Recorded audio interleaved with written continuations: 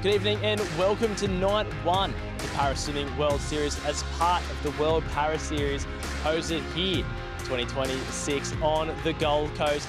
And why wouldn't it be here? The Gold Coast is playing host to the top para athletes across 5 continents to see who is the best of the best. My name is Braden Jason, dual Paralympian turned blind radio broadcaster, and it's my privilege to take you through all the action here on night one, including superstars Alexa Leary, Callum Simpson, Kira Stevens.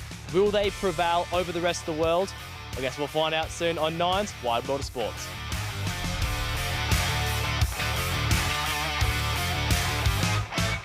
And let's get this action underway. Absolute Bluebird Day.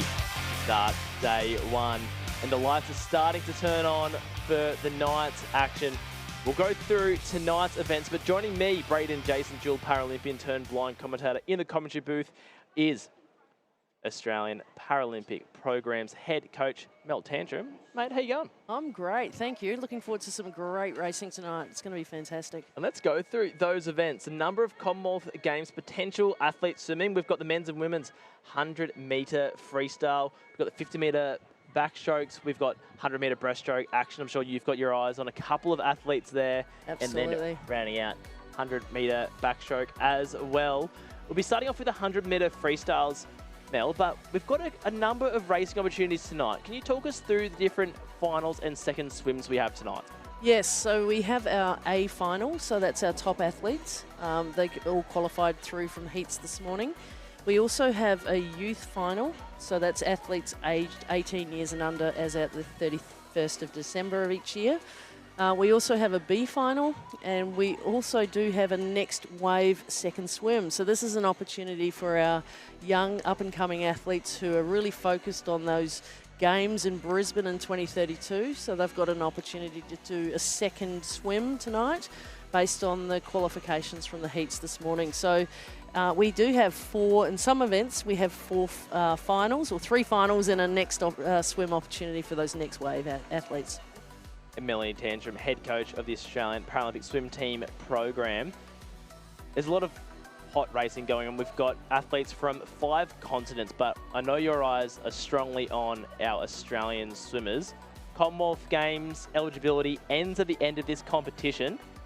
That's right. How's the team looking as it currently says? I know you're not going to give us any spoilers, but are you going to expect maybe some scintillating times tonight that could see some Aussie swimmers make their Australian swim team debut? Yes. Can you give us any insights, or is it still hush-hush? Absolutely. No. So we are ready to go. So the women's breaststroke tonight, the SB8 breaststroke, we've got 2 or 3 athletes looking for qualification in that. So they're trying to post times that will increase their rankings. So World Para Swimming have rankings in this event. So they're trying to improve their rankings in order to get qualifications for Commonwealth Games. So this is an exciting format for us. So SB8 women's 100 breaststroke tonight is definitely one on the cards. Also the men's SB9 breaststroke, that's going to be exciting. We've got a number of events tonight that are also sort of dovetailing as selection events for Commonwealth Games. Oh, it's giving me goosebumps here. As the sun sets on the beautiful Gold Coast Aquatic Centre, the lights will start to turn on, and so too will our incredible athletes from 5 continents.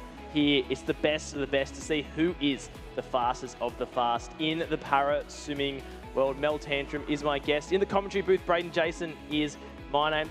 The crowds are starting to fill up. Beautiful day. It's around 27 degrees. Mel, I've got a bit sweaty on my walk along the beautiful Southport to get here into the commentary booth on pool deck. Big stretches, and I'm expecting a bit of a crowd to start getting a little bit rowdy during these races. And we'll start with the 100 freestyle. I'm very excited for that one. We're going to see Paralympic gold medalist Callum Simpson in the pool. He's been focused a bit more on his 400 work and is likely not to be part of that Commonwealth Games team. So besides the Commonwealth Games athletes, what's the benchmark a bit for those other athletes? Yeah, we've got a Paralympics this year as well. So it's a really busy season. So we've actually got a first tour next month. So we leave in a week or so. We go over and we've got a number of athletes who will head over to Italy and Spain for the next phase of the World Para Series. And then we've got our Com Games, and then we have a Paralympics, which will be in California. So really replicating the LA 2028 environment. So we are really focused on getting athletes onto our Paralympics team. Trials for that will happen in June this year. So we'll have a really big team heading over to LA for the Paralympics and really having an opportunity 2 years out from the Games for these athletes to really experience that environment. And I remember back in 2022, both the able-body and the para team used Chartres as a staging camp heading into Paris. Was that kind of the same mentality leading into LA? Yeah, absolutely. We're going to, stage in Southern California for the Games in 2028. I know. And so we're trying to replicate that. So very much a performance by design philosophy we have here at Swim Australia. So we're going to replicate as much as possible that environment for LA in 28 and doing it this year in 26. And obviously trying to get that again, that experience in 2027 for our World Champs. And then going into 2028. Oh, it is going to be a red hot year 2026, but it's all going to start here on night one with event one. Getting ready for our men's A final for the 100-meter freestyle. Waiting and seeing if we are ready to go. Am I getting too excited? Do I just introduce them? I want to see our para superstars hit the water. Nell Tantrum. Yeah. Yep. Come on. Who you got your eyes on in this race? Oh, look, there's some great depth in this race. And a lot of athletes here for the 100 freestyle, especially the S14 athletes. This is a relay event for them. So we're looking at trying to get some really fast times to the S14 100 metres. That gives them greater opportunities to qualify for relay events. So we're looking at those S14 athletes in this event to really step up and get some fast times. Darren Sisman was the fastest S14 to qualify into this. Now we know the Bailey Stewarts and the Jack Islands of the world. They've been there. They've done it in the past. But Darren Sisman looking really strong, and also Nicholas Bennett from Canada. He had a really fast swim this morning. So the fastest of the fast are here at the Gold Coast Aquatic Centre for night one of the Para Swimming World Series as part of the World Para Series here on the Gold Coast. And he said a number of these athletes are heading over to the Italy and the Spain legs of the World Para Series. How big's the team? We have a team of 25 athletes and almost 15 staff, I believe. So yeah, 25 athletes are definitely on the target group for the guys going to Italy and Spain. Well, let's get this underway. Ladies and gentlemen, let's introduce the finalists for event one, the men's 100-meter freestyle multi-class.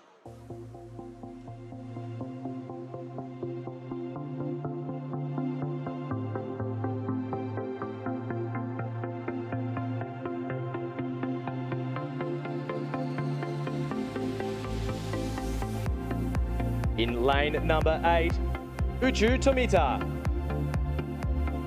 In lane number 1, Callum Simpson.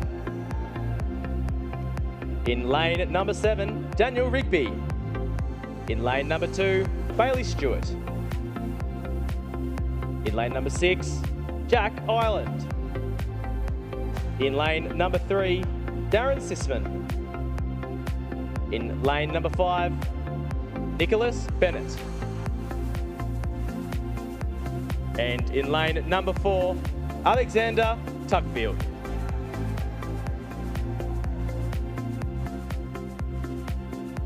And that is the final of event 1, the men's A final, the 100-meter freestyle multi-class.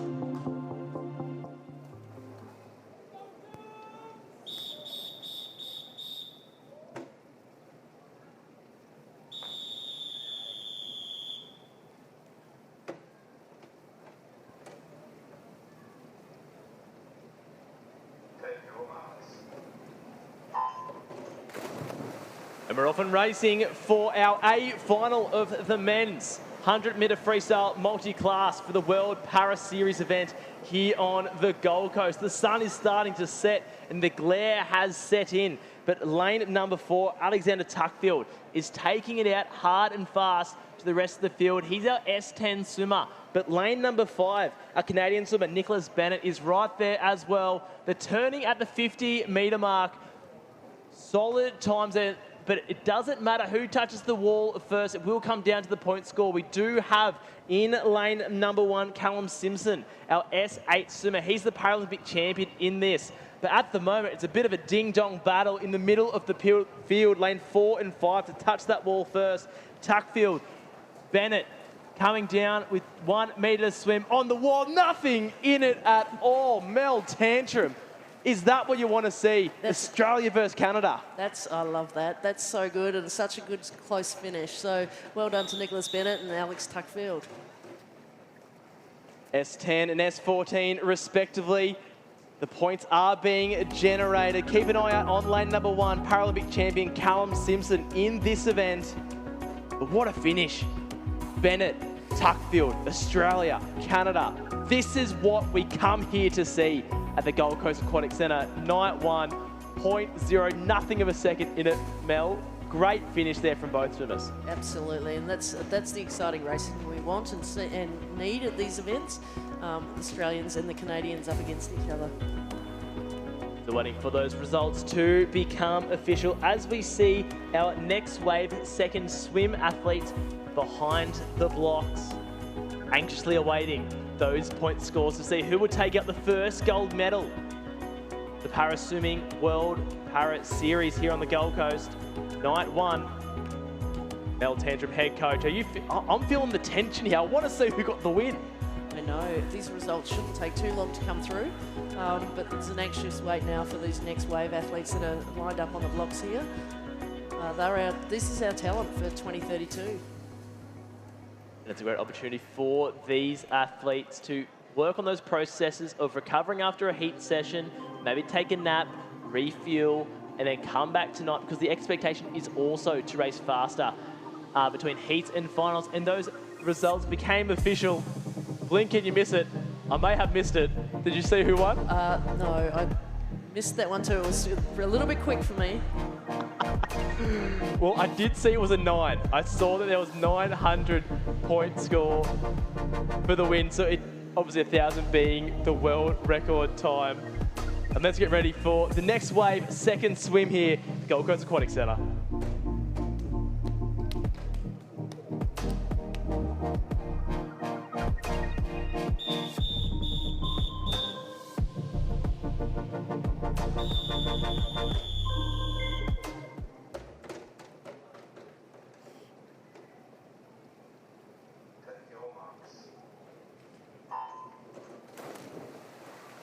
Often swimming in the next wave, second swim. From lane 1 to 8, we have Kerr, Andronicus, Bellion, Gibson, Arkansas, and then we have Nichols in lane number 6, Spencer and Sac Diva in lane number 8. Great opportunity for these young and up-and-coming stars who are staring down potential berth in Brisbane. As we come down to the 50-metre turn here, Mel Tantrum, head coach, what do you want to see from these swimmers?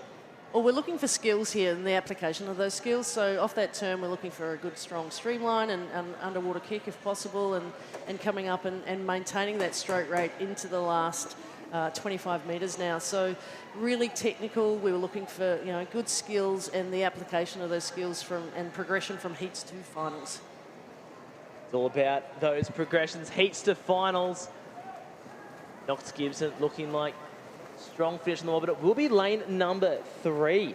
Taking it out on times. Lockie Bellion, a great swim there from our S14 athlete. Just touching out Knox Gibson, our S9 swimmer, in lane number 4. But it does come down to the point score to see who will take out this next wave second swim. And does it look like Trey Spencer may have just nudged that one through? We'll just wait for the official points.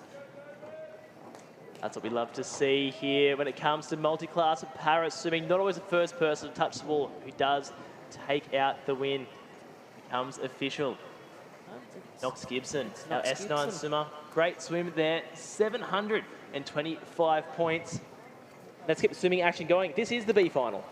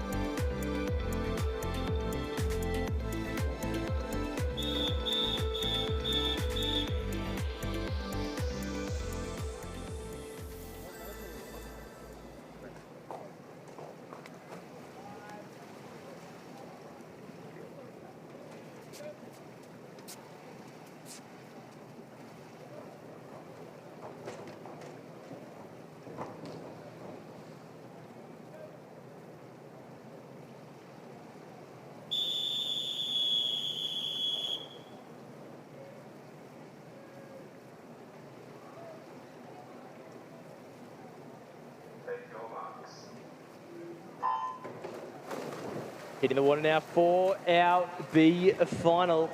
Snedov in lane number 8. Kendivka in lane number 7. Toga 6. Hayden 5. Budajina in lane number 4. Then we have Beck, Keenan, Melon Kova to round out our B final. And these boys will be very keen to try and upset some of those point scores, just missing out on that A final. So they would be hungry. See if they can improve their point scores from this morning as we come down to the 50-metre turn. Mel Tantrum, head coach here. These swimmers may not have made it to the A final, but are you keen to see them try and improve their point scores? Oh, absolutely. It's all about that, as I said, progression from heats to finals, improving their point score from heats to finals. We're looking for that consistency and being able to perform under pressure. It does like Budajina in lane number 4 is potentially going to take it out on time, and he does. Great swim there from our swimmer from India. But it does come down to those point scores as we see our other swimmers in our wider lanes come in and touch the wall there to round out our B final. And Dibka with a great swim there as well in lane number 7. But it's always hard for these B finalists because for many of them, they throw down point scores that could have gotten them, maybe even sometimes into those medal positions in the A final. As we see our final swimmer touch the wall in lane number 1, Melon Kova, rounding out our B final and the men's action for the 100-metre freestyle. And that's a nice close finish there between Lee and Toga. And our other swimmer, there's only 2 points separating those two athletes, so that's fantastic. And 2 points. Yeah, Hamish Keenan. Hamish Keenan, Liam Toga, great battle, and one that we've been seeing for years through the age program coming out, making that developmental transition from being an age swimmer, coming now into the open age groups, making B finals. It's these kind of steps that make those athletes make that transition to hopefully making a Paralympic berth. Yeah, absolutely. It's that ability to step up and really make that difference. Ladies and gentlemen, let's introduce and welcome you, the athletes in Event 2, the women's 100-metre freestyle multi-class.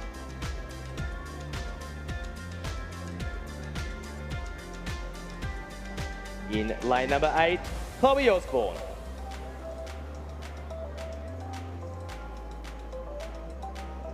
In lane number 1, Victoria Philando Nicholson.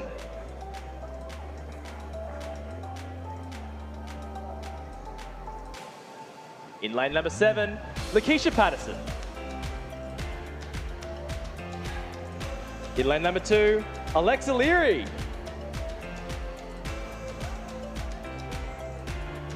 In lane number 6, Emily Beecroft. In lane number 2, Ruby Storm. In lane number 5, Aurelie Rivard. And in lane number 4, Madeline McTurnan. Ladies and gentlemen, these are our finalists for Event 2, the women's 100-metre freestyle multi-class.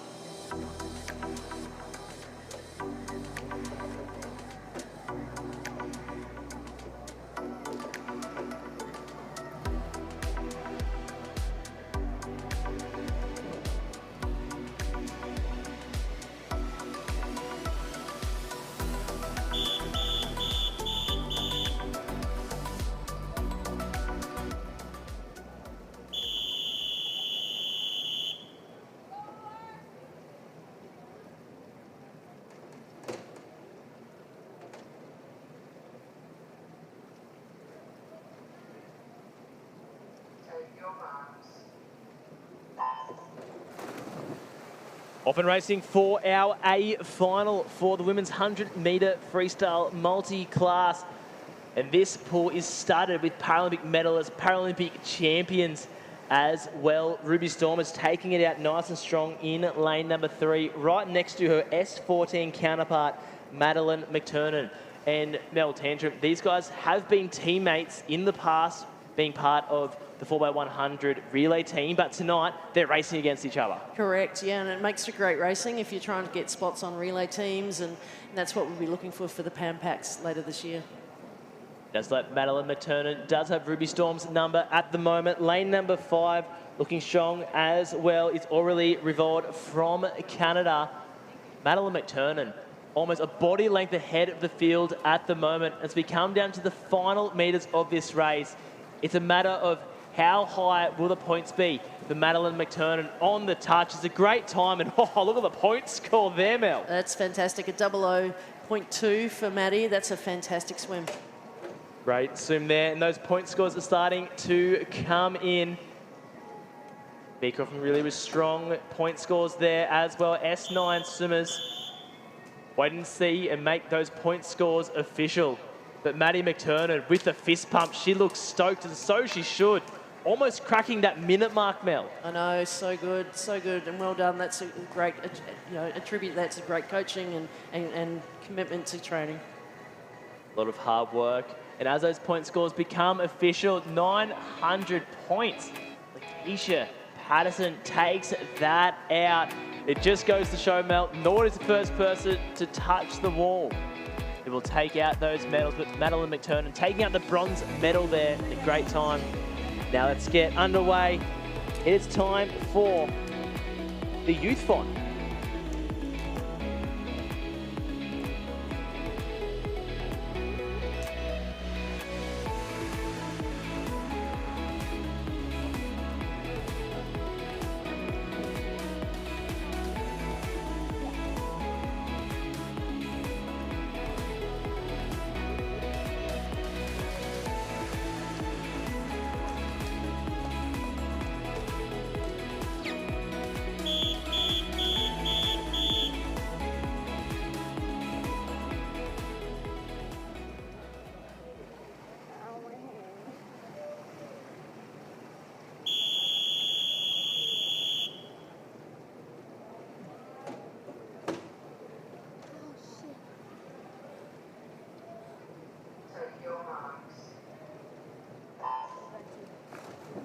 And we're off and swimming for our youth final here. So our swimmers who were 18 as of the 31st of December, the next generation of Paralympic swimmers in the water.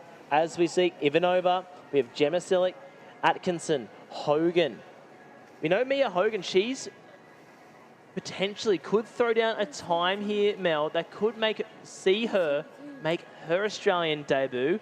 Multi-gold medalist, the S13 young swimmer at the Age Championships last year, but could a Commonwealth Games berth be on the cards with a fast time tonight? Absolutely. The qualifying time for Com Games, which we're looking for, is a 105.33. So Mia Hogan's PB going into this meet, a 104.17. So she's definitely on the cards there to get those ranking times and put herself in the mix for Commonwealth Games. Well, let's keep an eye on lane number 4, Mia Hogan, 105 sub. We'll see her potentially make herself eligible. We come down to the touch, and has she done it?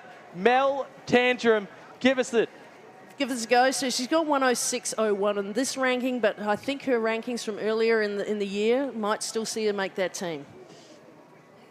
Well, she's thrown everything at it. Mia Hogan, our S13 star with Stargards. Is that enough to make her eligible to make her Australian swim team debut in the youth final? A great swim from Mia Hogan in lane number 4.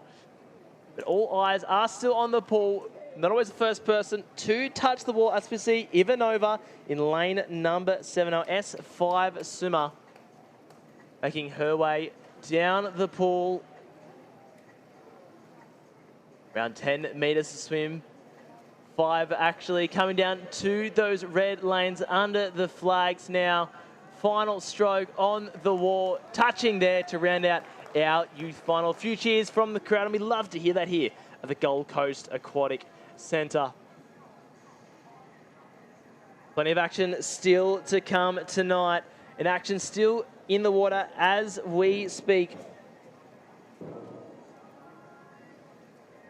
Makash Stakova in lane number 1, making her way down the pool. S5 as well. And I do find, Mel, the cheers from the crowd does seem to spur on these athletes as they make their way down. It does make an impact. They can hear it here. The Gold Coast Aquatic Centre swimming outdoors on a beautiful Gold Coast day. As the Max Stakova making her way down the pool. Couple more metres to swim, but a great swim from Mia Hogan. Yep, and a big shout out too to Montana Atkinson, the S14 swimmer there in lane 5. Her time of 105.56 is certainly a good point score of 798 points. So well done, Montana Atkinson, who's recently moved programs and up at the Uni of Sunshine Coast. It's a pretty good facility, I hear, being someone who swum there for 10 years. That rounds out our youth final for our women.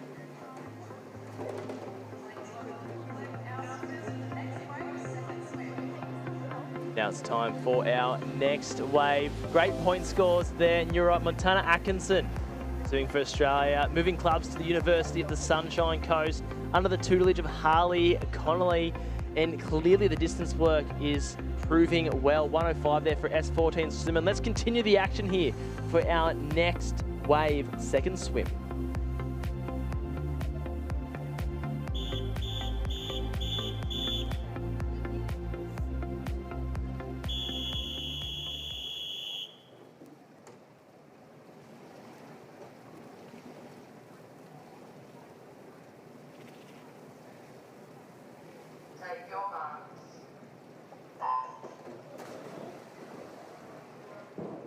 Underway for our next wave, second swim here. Sarah Hancock, our S6 swimmer in lane number 3. Millicent Campbell in lane number 3. Emily Gerard in 4. Annabelle Maloney in lane number 5. Caitlin Hayes in lane number 6. And in lane number 7, it is Molly Griffin, our S7 athlete, rounding out our next wave field. And we come down to the turn here. For many of these swimmers, they're in and around that 16 to 14 year range. So you kind of do the math, don't you, Mel? You add 6 onto it. That's it. This is our pathway program. So this is the national program headed up by Michael Anderson, who's doing a fantastic job. And these are the athletes that we really are focused on towards 2032. And the opportunity for these athletes to have a second swim at this competition is an opportunity to back up heats into that second swim opportunity and really improve those processes. As we come down to the touch, it is lane number 4, Emily Gerard, touching the wall in a pretty solid time, potentially an improvement from this morning from our S10 swimmer, which is what it's all about. This next wave second swim is all about working on those processes. For many of these athletes, it could be the first time they're in racing at night at an evening session at a World Para Series. So a great opportunity to work on those processes as we see lane number 3 and lane number 8 touching the wall. Great opportunity for these swimmers to work on their processes, race under lights. The sun almost setting here at the Gold Coast Aquatic Centre. The lights are on, and so too are the swimmers.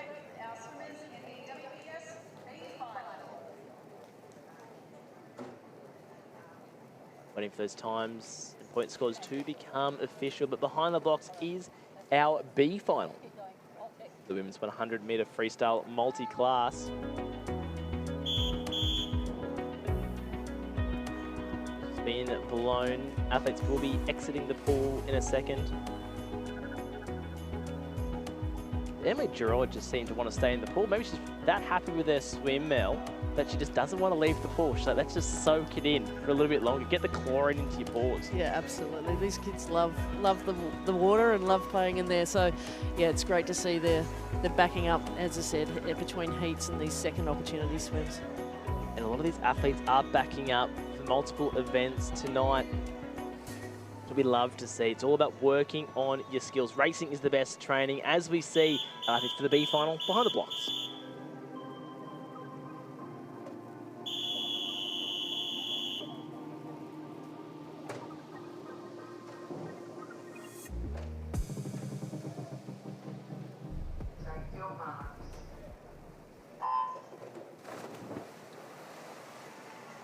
Underway in our B final. Ishura, Ferreira, Jones, Hunska, Thompson, Hayes, Lucy, and Paulie are our athletes at the 25-metre mark. Almost a blanket over the field at the moment, which is a rarity when it comes to multi-class swimming. We love to see these athletes racing against each other.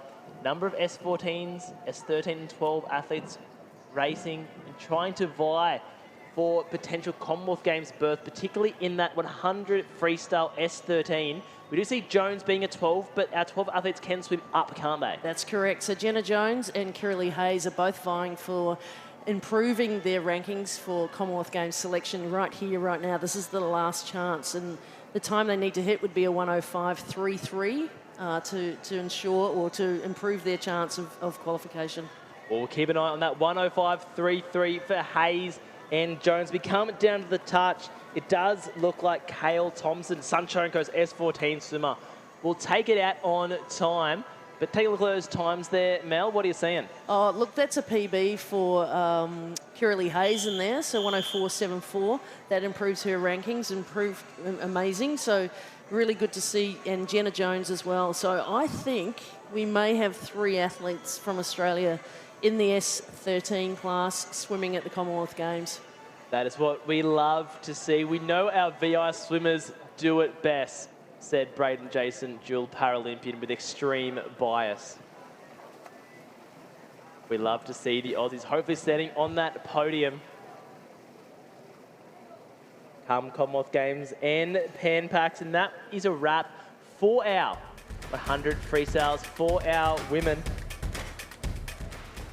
We get set for the men's 50-metre backstroke multi-class.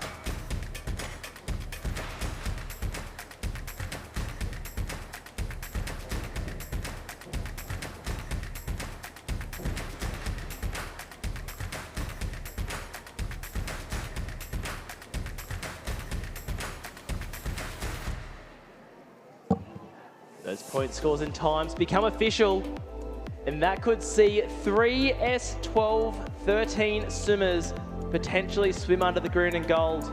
But now it's time. Ladies and gentlemen, let's introduce and meet your finalists for event number 3, the men's 50-metre backstroke multi-class.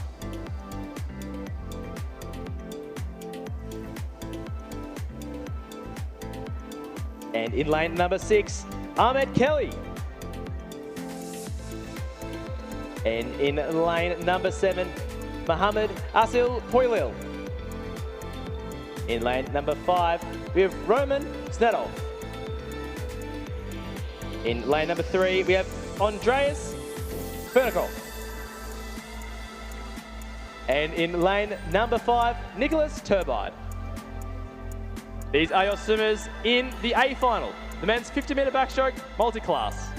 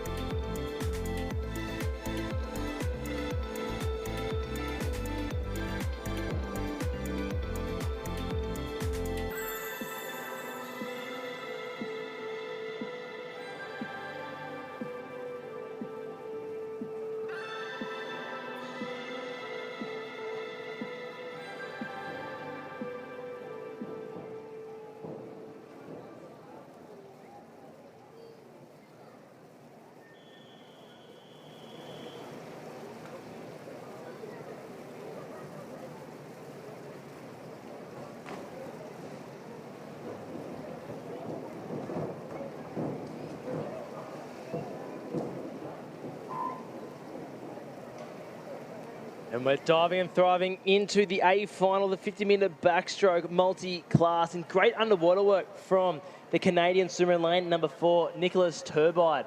The sole swimmer going sub 30 here, and look at the stroke rate on Turbide. Take a look at that. He's putting the distance on the rest of the pack, but it will come down to the point score.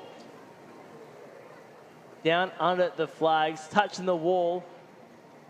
So a time from Nicholas Turbide, taking it out on time, but it will come down to the point score. Ahmed Kelly, strong swim this morning out of lane number 6. He's up S3 swimmer.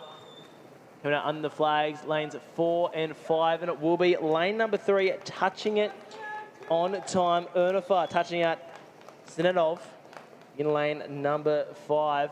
Keep an eye on Kelly and Poilil in lanes number 3, 2 and 6 respectively, watching those point scores.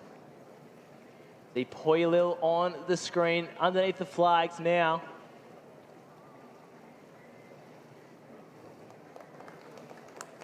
Good, solid, strong touch there from Poilil. We hear that all-important whistle, Mel, which signifies the athletes to get out of the water. Yeah, and that's a 9:08 point score for Turbide in the middle of the pool there. That's a fantastic swim for the Canadian.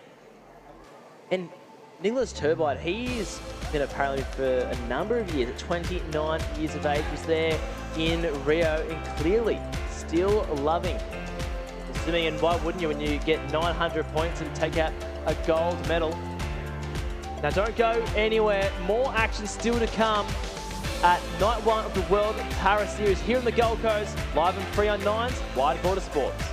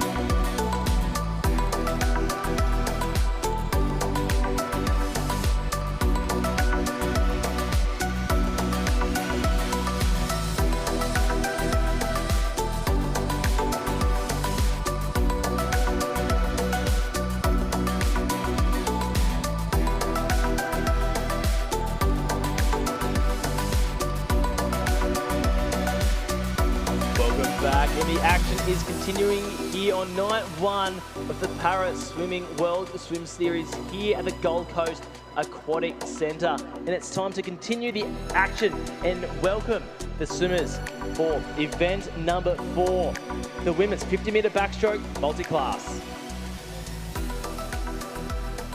In lane number 8, we have Julia Shishova. In lane number 1, Victoria Manskova. Lane number 7, we have Anastasia Operina. In lane number 2, we have Anna Ivanova. In lane number 6, Victoria Belinda Nicholson. In lane number 3, Jasmine Fulgrave. In lane number 5, Mary Gibb. And in lane number 4, Tomomi Ishura. And these are your finalists for event 4, the women's 50-metre backstroke multi-class.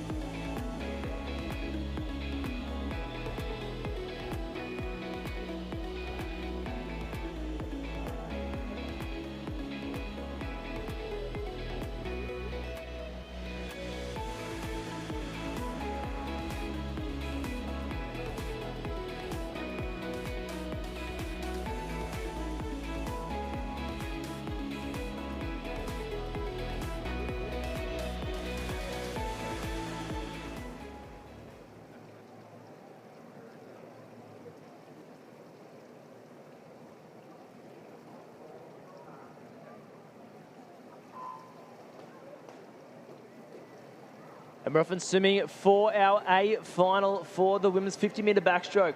Multi-class, great underwater work from our Japanese swimmer in lane number 4, Tomimi Ishura.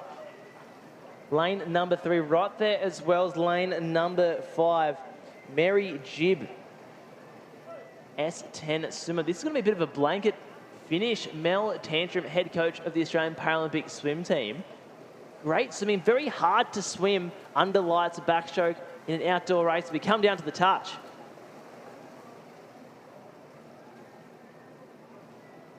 Yeah, that looks like Ishiura from Japan may have the points there, 924 points. That's fantastic. Great racing there. And this really simulates the experience we're going to have in LA. So an outdoor venue for the Paralympics in 2028.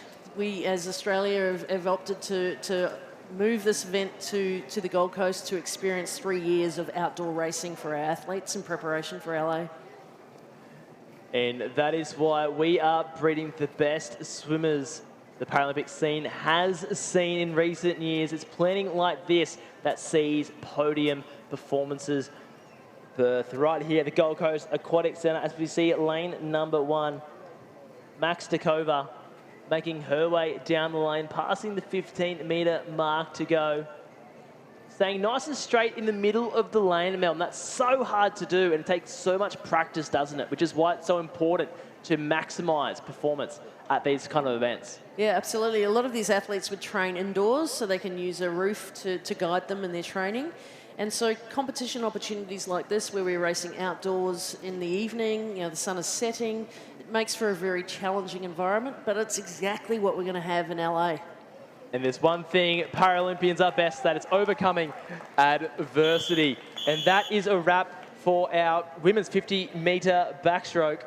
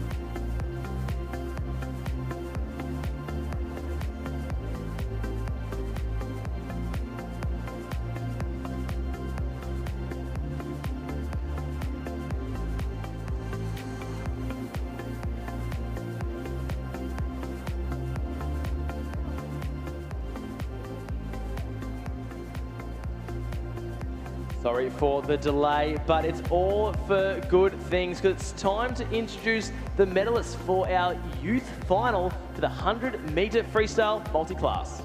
Yeah, and presenting the medals is Anna Johnson, who's the program manager for the Paralympic program for Swimming Australia. And our silver medalist in a time of 101.94, Hamish Keenan.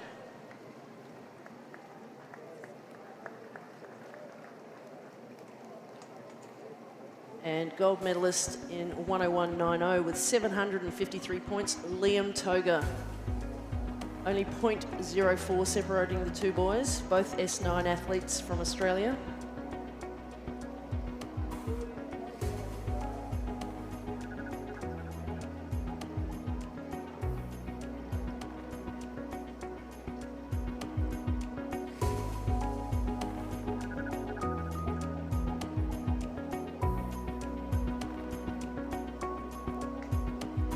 We're just waiting for our medalists for our A final.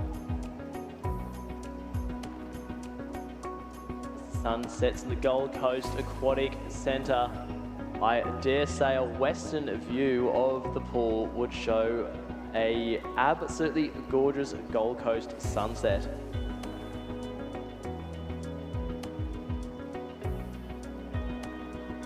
It's great racing so far. And let's meet the medalists for the A final of the men's 100-metre freestyle. Our bronze medalist, S14 swimmer Jack Ireland from Australia with 937 points, time of 54.27. Silver medalist, also from Australia, Alex Tuckfield, 953 and a time of 53.47. Alex from Sydney and bringing his cheer squad with him. And our gold medalist from Canada, Nicholas Bennett. Nicholas's time 53.40 with a point score of 964 points. So fantastic effort there for the three athletes. Phenomenal swimming from those athletes. 900 is the point score that gets you on the podium here at the Gold Coast leg of the World Para Series.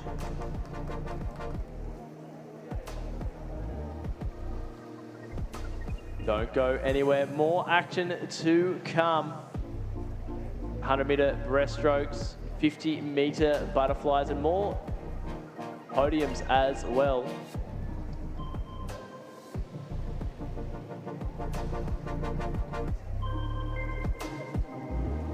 And we're moving now to a medal presentation for the youth girls 100 metres freestyle multi-class.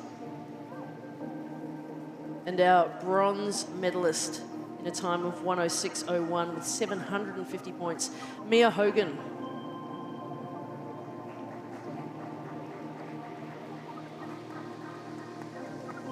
Our silver medalist in a time of 105.56 with 798 points, Montana Atkinson.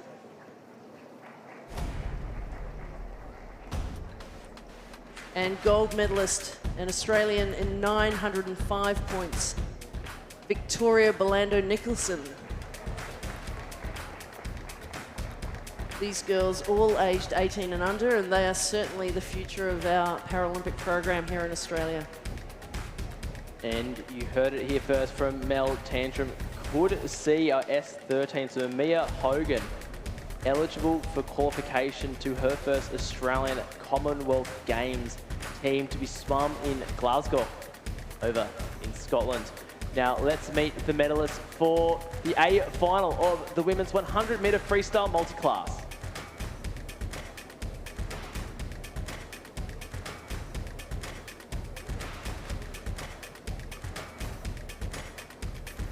While we're waiting for those athletes to get ready, it's exciting to see Victoria Belando Nicholson. She'll be heading over to Europe next week and be part of the World Para Series for 2026. So she certainly have a bright future there for Victoria.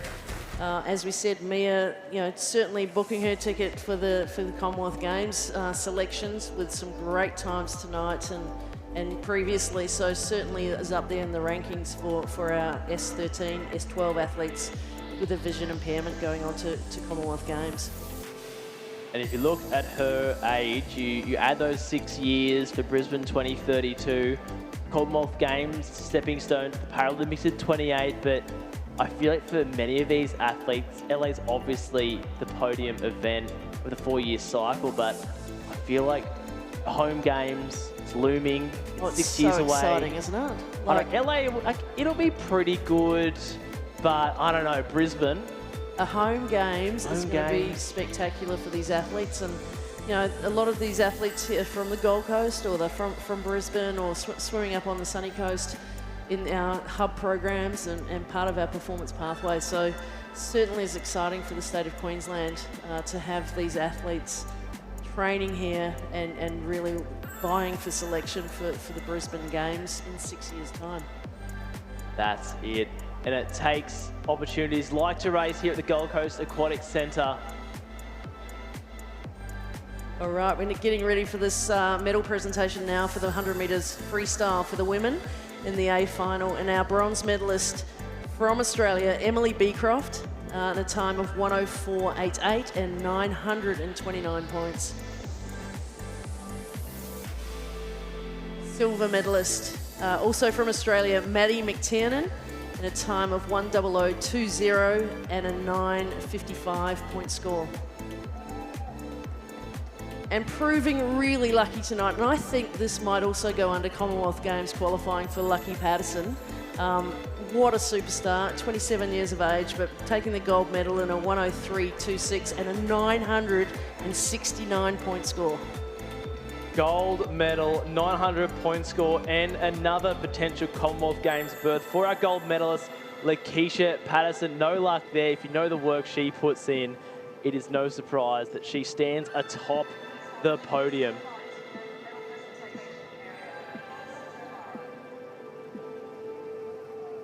The sun's setting here at the Gold Coast Aquatic Centre. Beautiful sunset and a great venue here. 2 50-metre pools. I think it's a 10-metre diving platform. Is it 10 metres? I'm scared of heights, so I would never stand up there in 100 years. Yes, it is 10 metres. 10 metres? Yes. Is this where they hosted the diving at the Commonwealth Games in 2018? I believe so. I believe it was too. Yeah.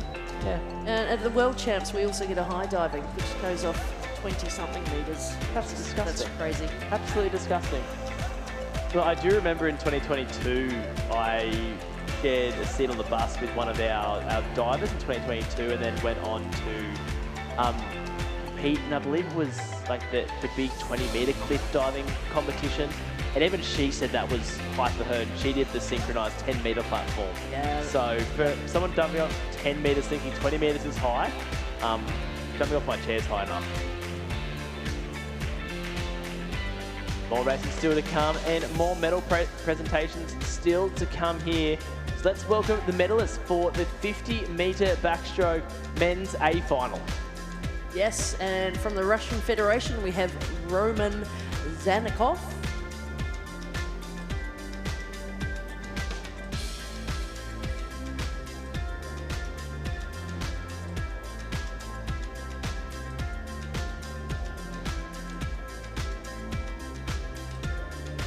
Just waiting for some of these medalists to turn up. They're fast in the pool, but I'm not sure. Like they're taking their time to get to the middle area. Maybe if we put the podium in the middle of the pool, they get there faster. They could swim there. Could swim. Yes. Wouldn't that be a spectacle? Brisbane 2032 organising committee. Should the podium be in the pool? Yes, it looks like we're set to go here. So our bronze medalist, as we said, Roman Zandov, with 820 points and a time of 46.92.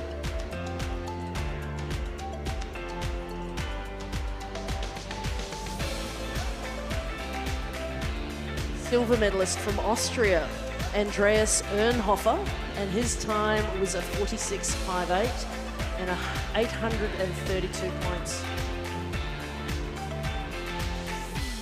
Gold medalist all the way from Canada, Nicholas Turbide.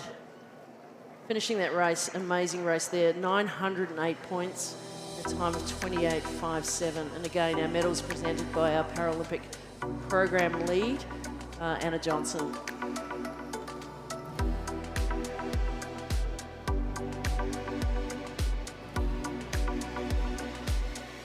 Great to see a number of countries making their way to Australia to make the most beautiful venue at the Gold Coast Aquatic Centre. Being an outdoor pool, which is going to be similar to what these athletes hopefully will be vying to race in 2028. More swimming action still to come, but still one more medal presentation. No, I think we're done right now. We're back to the pool. I think we're heading back for some action in the pool. That is what I like to hear. Medals are great, but swimming is greater through my blind eyes.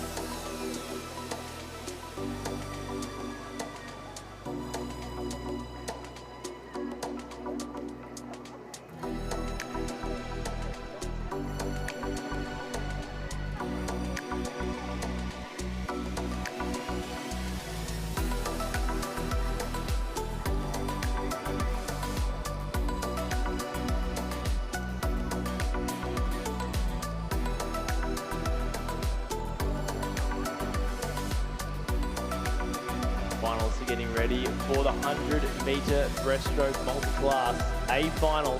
And let's meet our athletes for this event, the men's 100-metre breaststroke multi-class. In lane number 8, Andreas Ernhofer. In lane number 1, Bastil Kandipka. In lane number 7, Timothy Hodge. In lane number 2, Riley Moore.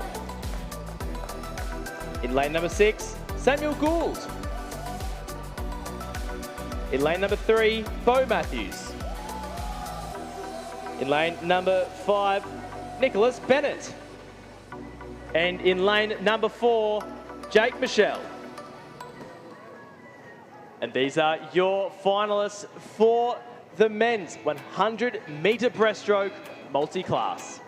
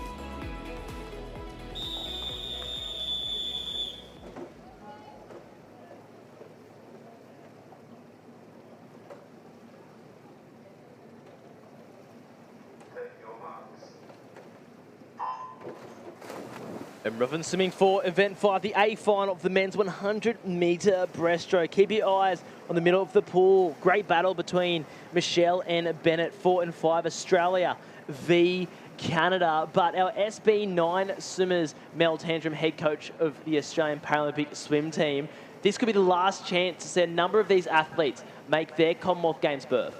Absolutely, this is the last chance qualifier. So athletes, Bo Matthews in there, Riley Moore, Tim Hodge are all vying for selection for Commonwealth Games in the SB9 100 breaststroke.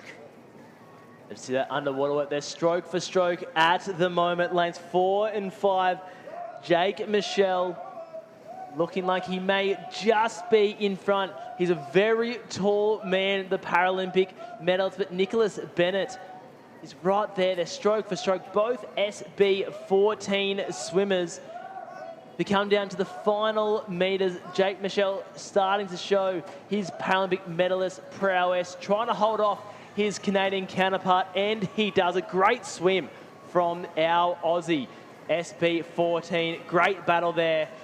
But Mel, what are the times saying for our SB9 athletes? We're looking for, the ranking at the moment we're looking for is a 1:11.46. So any of those SB9 athletes under there. So Bo Matthews, 1:10.63. That's a good swim for Bo, just slightly off his PB. Riley Moore, great swim for him. His qualifying time going in was 11:46. So it'll be interesting to see how these play out once we get the official results. And once those results become official, it's all said and done for our SB9 swimmers in particular. The last chance to throw down potential eligibility time to be selected for the 2026 Commonwealth Games, which could see Bo Matthews make his Australian swim team debut. Matthews printed on a gold cap. I'm sure he's dreamt of it. Oh, I think so. So Bo Matthews looking great there. Riley Moore also looking great, but great to see Jake Mickelin back in the pool. A little bit off his PB there, but fantastic opportunity for him to hit out. But great racing opportunity. It does see him take out that gold medal in 900 points off his PB, but still a gold medal nonetheless, and beating out his SB14 athlete. Let's keep the action going here with the youth final.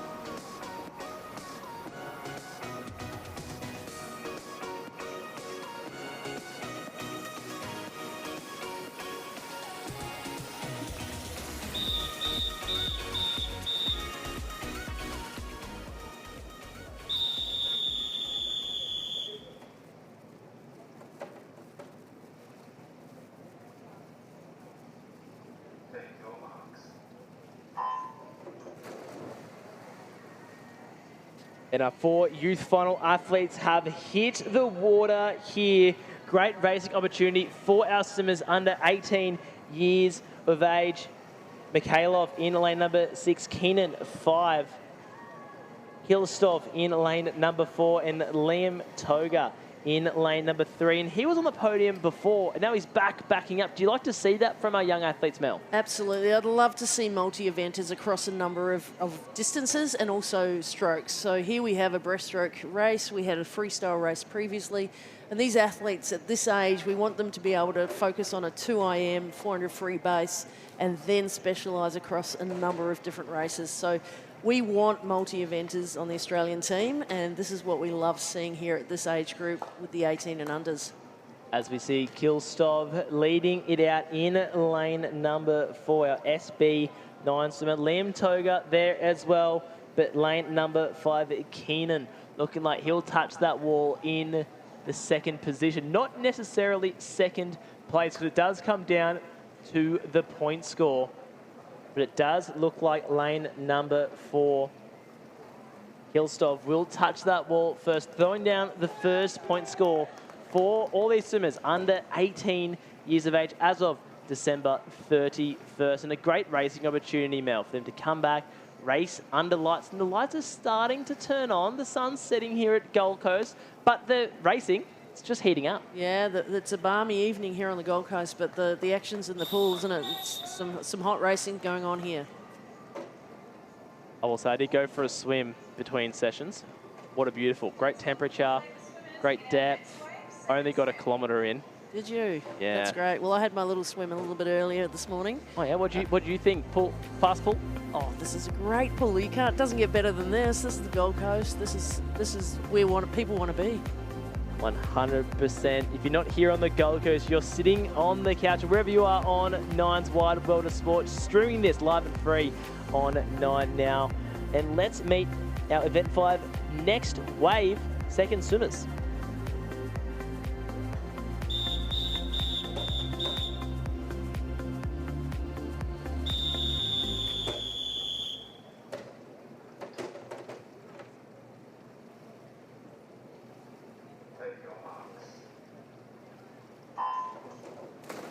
As we dive into Event 5, next wave, second swimmer athletes are Andronicus, Fosberg, Gibson, Bellion, and Sakdeva. Now, talk us through, Mel, what goes into the selection criteria to be a part of this next wave team? Yeah, so we have a selection criteria based off closeness to the World Championships level. So our athletes are have to hit times, basically, in simple terms. So we set standards for our future squad and our flippers squad, and this next wave opportunity is giving those athletes who are, they're on the cusp of making the Australian team over the next year or two. We want to give them the opportunity to race here at this event, and their World Para Swimming were really open to this initiative by Michael Anderson and our development team and Pathways team. So this is an opportunity. These athletes have signed up and have come all the way to the Gold Coast, for some of them, a long travel to be able to race internationally for the first time and experience, 2 swims in one day to practice getting better for that second swim. 100%. As we see it, Knox Gibson, our SB9 swimmer, looking very strong next to Fosberg in lane number 5. It'll be Fosberg and then Gibson. Great times there from our swimmers, and a great opportunity to come back and race under lights and be a part of a program led by a Paralympic medalist, gold medalist in his own right, Michael Anderson. So, para program led by former Paralympians. Boy, I tell you what, if you're an Aussie young developing para swimmer, there is no better time than to get into swimming. To jump on board, and each state has a development and pathway program as well within each state, so it's fantastic. And then we come into the national program, so each state vying for selection into a national program. So great opportunity, and certainly amongst the para unit as well. So each state has a para unit now, and they are opportunities through the institutes as part of the Para Uplift to really target and identify athletes that we may not have seen before in classes that we haven't been represented well. So each state has a para unit. So if you're sitting at home and thinking, this is something I want to get into, contact your local institute, and they'll point you in the right direction. Every state has an institute of sport, and reach out, and they've got the para units waiting for athletes to come into swimming. That's it. A lot can change in 6 years. You could Totally. be sitting on the couch, and then you could be standing atop the podium in Brisbane 2032, which is the dream for these B finalists. The men's 100-metre breaststroke.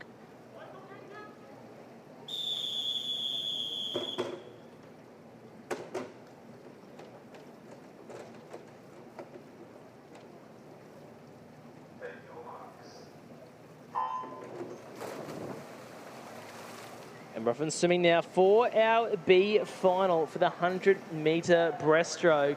It may be a B final, but it could see swimmers like Alex Safi, our SB9 swimmer.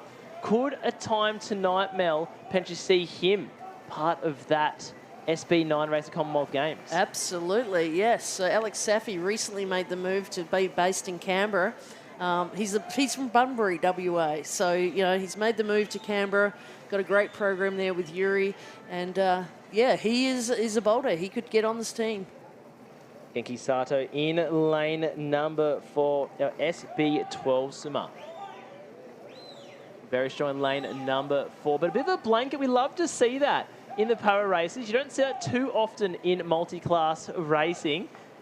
But this is what it breeds this B final. These swimmers are in the water, competing against each other to ultimately put down the best point scores. We come down to the last 5 or so metres of this race. It's anyone's race at the moment, Mel. Absolutely, and there's 3 athletes here with 2 more pushing on their heels as well, so fantastic. Oh, that's close. It is so close, and that race is why we have B finals here at the World Para Series. Athletes of differing disabilities and functionalities to be able to come together to push themselves to greatness. And I reckon Alex Safi may have got the points on that one. Not normally a breaststroker, but certainly picking up the 2 IM as a possible event. He certainly swam it in Singapore last year at the World Championships. I think we might have an IMer on the cards here with Alex Safi, and he's a great butterfly, good freestyler, so just needs to maybe work on that backstroke. But yes, he's looking good. Looking very good, making the move to Canberra. It may have been the best thing for Alex Safi, SB9 swimmer, waiting for those points to become official. But that's it. Not for tonight, but for our SB9 swimmers. There's no other opportunities for them to throw down a time for Commonwealth Games selection. Not for the 100 breaststroke, that's it. So now that it'll just wait for another week or so, and those rankings will be, the window period there is closed. So, yeah, that's it. That is it, but there's still more action still to come as we see Alex Safi take out that B final. And I think we may have Bo Matthews and Riley Moore putting themselves in contention there for Commonwealth Games. And that is coming from Mel Tantrum, the head coach of the Australian Paralympic swim team. So if she's saying it, it's pretty good. There's no one really better to find out. But let's meet the swimmers for event number 6, the women's 100-metre breaststroke multi-class.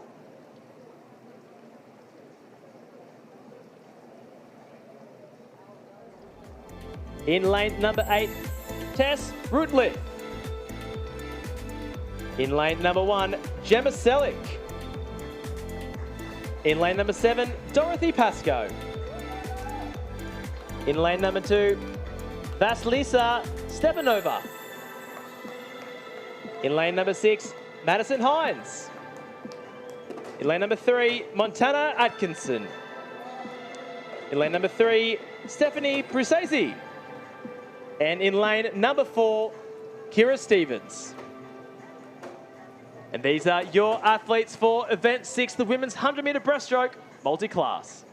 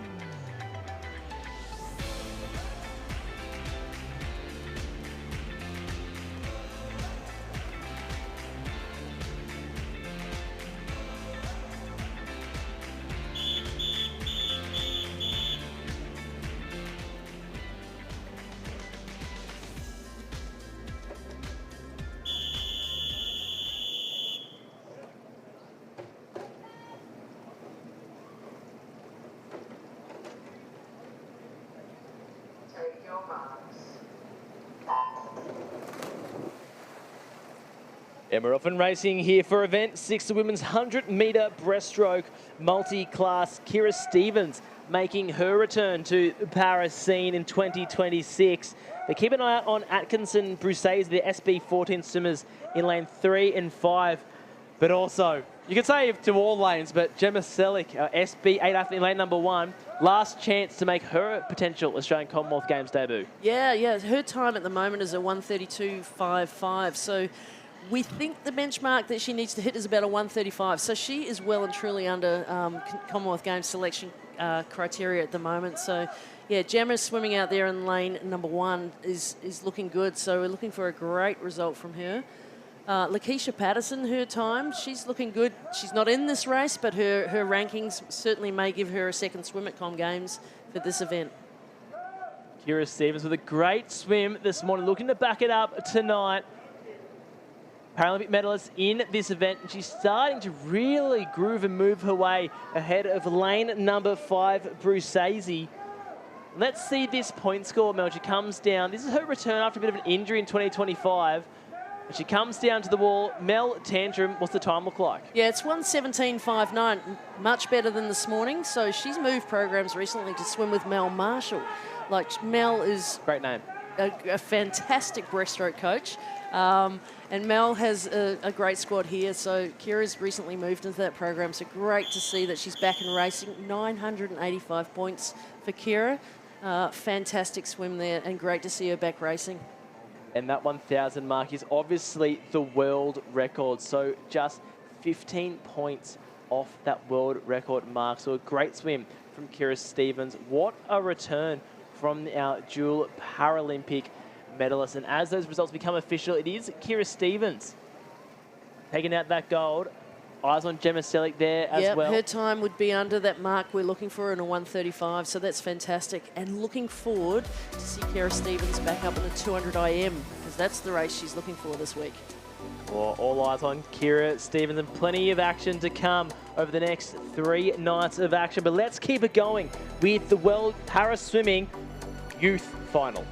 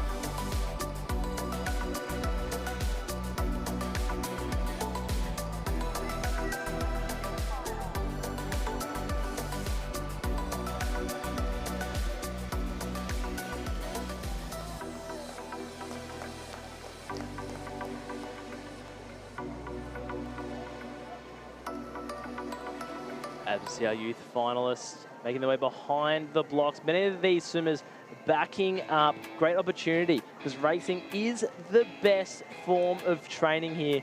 A number of these athletes looking to vie their spots on a number of their benchmark meets. We've got Euros this year, Pan Pacs, Commonwealth Games. So a lot of big international racing to come, and where better to start your international swimming campaign here on night one of the World Para Swim Series.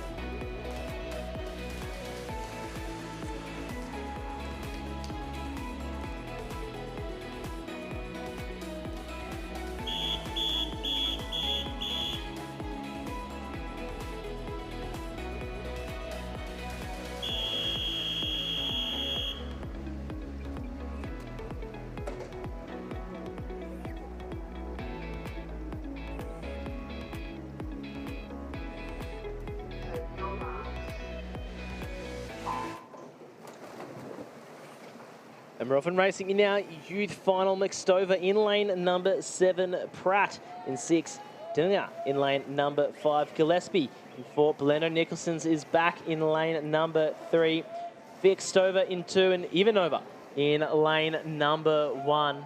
Great chance for these swimmers to come back and race. The lights are well and truly on here for Gold Coast Aquatic Centre as we see lane number 4, Alyssa Gillespie making her way down.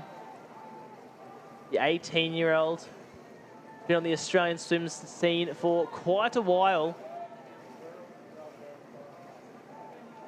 She's looking to turn at the 50-metre mark in front.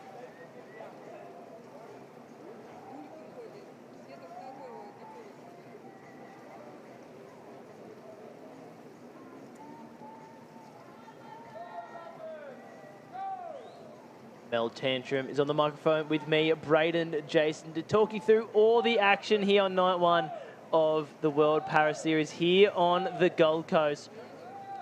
Alyssa Gillespie is someone you've had your eye on for a little bit, Mel, and she's looking very strong in lane number 4. Not looking like she's fading off at the back end of her race, which is really good and shows that she's probably got a really good training base underneath her. Oh, totally. She's certainly an up-and-coming swimmer, and we're looking at, I mean, her PB coming into this is about a 1:31.08, and that's a 1:35 swim there. A little off the pace, but still looking fantastic. She's had a big week this week, going through classification and that process. So a lot of the athletes this week have had the all-important classification process from Monday of this week. So a lot of them have been in and out of classification. So it's a great swim from Alyssa there to see her back up. And certainly a young athlete, 18 years old and coming through the system. The classification process is what makes Paralympic sport shine. It makes it fair for all athletes, but it is a big and difficult process at the best of times. As we see lane number 2 touching the wall, Fixanova. Ivanova in lane number 1 is making her way down the pool. It's just 16 years of age, our SB4 athlete. It's great to see all of our international athletes making their way to replicate what it's going to be like in LA, an outdoor pool for the Paralympians. But that was a bit controversial when it was announced. Maybe we won't get into that one. But I just think it's fantastic that we're in LA, and it's an opportunity to really showcase para swimming at that level. And you know, the pool is not the same pool, but it's still a great venue to be, you know, part of the Paralympic Games in Los Angeles. And if you've got a lane, you've got a chance, just like Ivanova touching the wall there.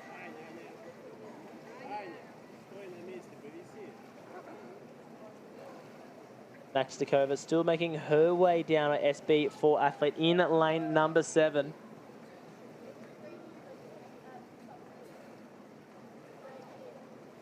Temperature starting to drop here at the Gold Coast Aquatic Centre.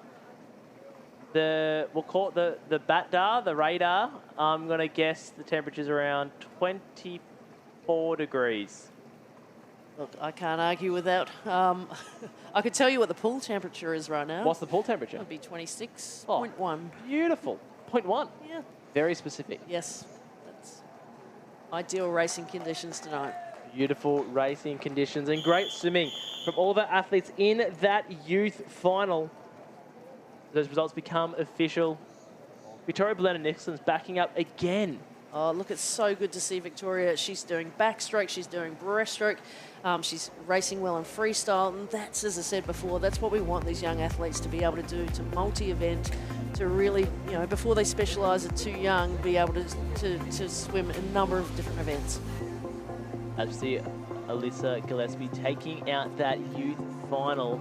We'd love to see Victoria Belena-Nicholson. She seems to love the tough stuff. She backs up, she races in absolutely everything and does so well, which we love to see from our young swimmers, because you can specialise when you're old, just race in everything. You never know what race you're going to be good at, which is why we have these swims like the Next Wave second swim, to see what these athletes race best at night, in the morning. Are they going to be an IMer?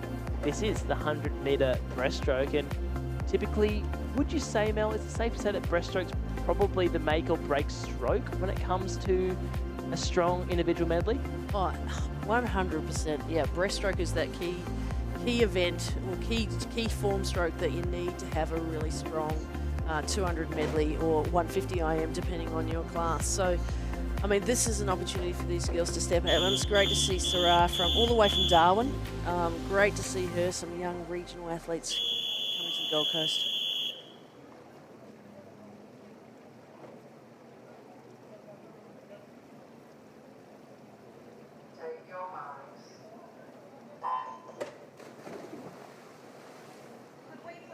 And off and racing here for our Next Wave second swim, Yusuf in 3, Halliday 4, Hancock in 5, and Sarah Wallace in lane number 6, our SB7 swimmer from the Sunshine Coast. Sarah Wallace has been on the para-swimming scene in Australia for a number of years, been a part of the Invertus team for Australia, and she's swimming out of lane number 6. That's Mel Tantrum, head coach of the Australian Paralympic swim team, said Sarah Hancock making her way from Darwin to come race here under lights. Ruby Halliday, our SB8 athlete as well. I'm sure she'll be sitting and watching our SB8 swimmers at the Commonwealth Games and maybe being inspired. You know, sometimes if you can see it, you can be it, and you get inspired to go, that could be me. That could be me in 4 years' time or 2 years' time in LA. Yes, absolutely. And what I'm loving about this particular race is our representation in classes SB6, SB7, SB8. These are classes that we don't have a great number of athletes in Australia currently competing. You can see some spare lanes here. There are opportunities right now for kids sitting at home and thinking, I want to do this. I want to be part of this movement. I want to be part of LA or even into Brisbane. So, you know, these lower classes or mid classes, S6s, 7s and 8s, we need you. The Australian team really, really wants athletes in these classes. So Because there's relays as well. Totally. It's all important. Yes. 34-point relays. And 1 in 6 Australians are living with a disability. So maybe you know someone or are someone sitting and watching going, could this be me? 6 years of training can change your entire life, not just physically, mentally, but you could be a gold medalist or a medalist in Brisbane. You become a hometown hero. Oh, you would, yes. And we've got coaches, swimming coaches across the country within swimming clubs and programs that are waiting for athletes to come and knock on the door and say, I want to do this. So we've got plenty of opportunities and athletes in 6s, 7s and 8s classes. So come on down. Come on down and be a part of the Paralympic movement. As we see those results become official for our youth final. Zara Hancock taking that one out. 704 points. That's a great swim. Great swim for an under 18 swimmer. Hitting 704. That's impressive. Give her Love a few that. years. We love to see that. If you're getting the head coach excited, you know you're doing the right thing. And let's see what these B finalists can do for Event 6, our women's 100-metre breaststroke multi-class.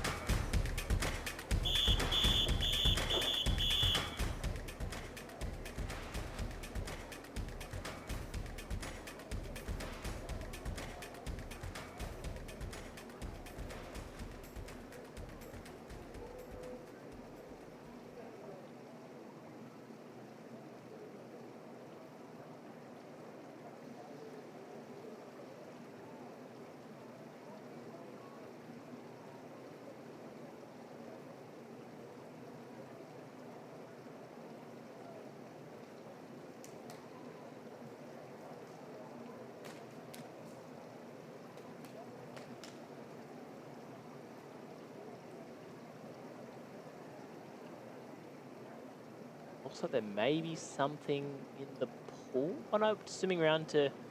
Some of our swimmers don't necessarily start on the blocks, do they, Mel? They start in the pool. That's right. There's a legal opportunity to swim. Start your race from the water.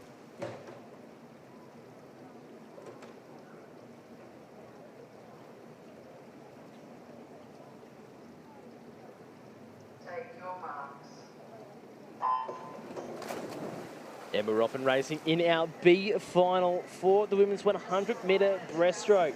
Operina for Davis, Talise Gomez, Jib, Jessen, Patterson, and Shilikova. But all eyes on lane number 2 for Mel Tantrum, head coach of the Australian Paralympic swim team, because Lakeisha Patterson, an SB8 swimmer, she may have gotten the job done for the 100-metre freestyle for Commonwealth Games, but Mel, you're telling me she's not just a freestyle, she's potentially a breaststroker. Yes, she has the potential here to swim into a second opportunity at the Commonwealth Games. Lucky's time going into this race, PB is a 1:34. That puts her definitely in the rankings to be able to get that second swim in a breaststroke race.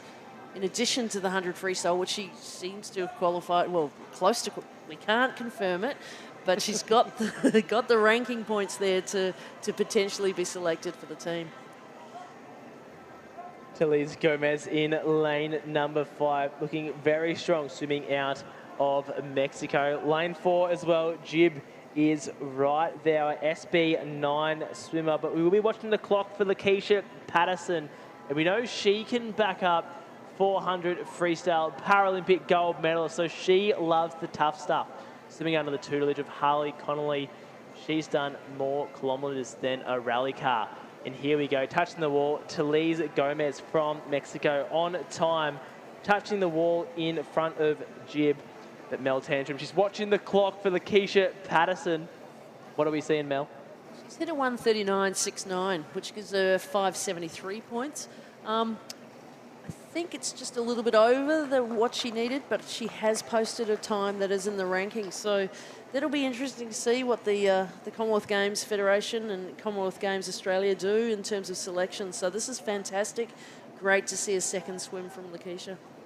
That's it, as we see Anastasia Operina, our SB3 swimmer, making her way down the pool to round out our women's action for the 100-metre breaststroke event 6.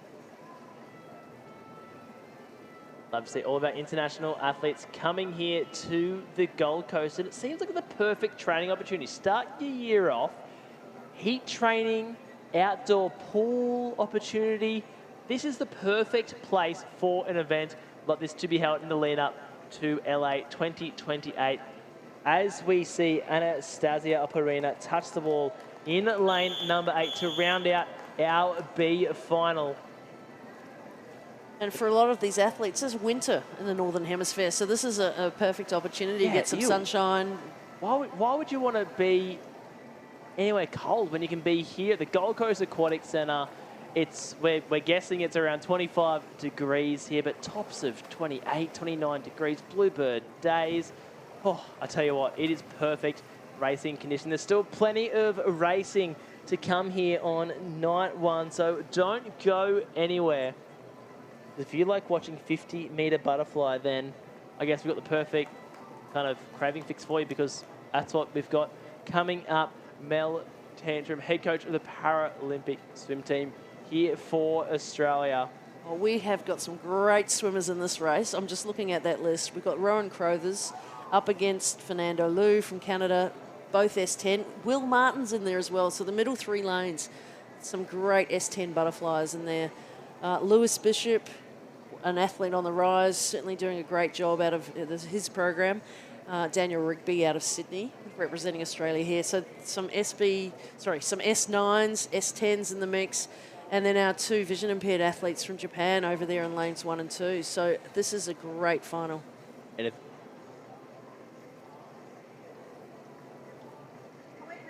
so don't go anywhere. More action still to come here. Quick toilet break or make your popcorn, because there's some great racing to come live and free here on Nine's Wide World of Sports.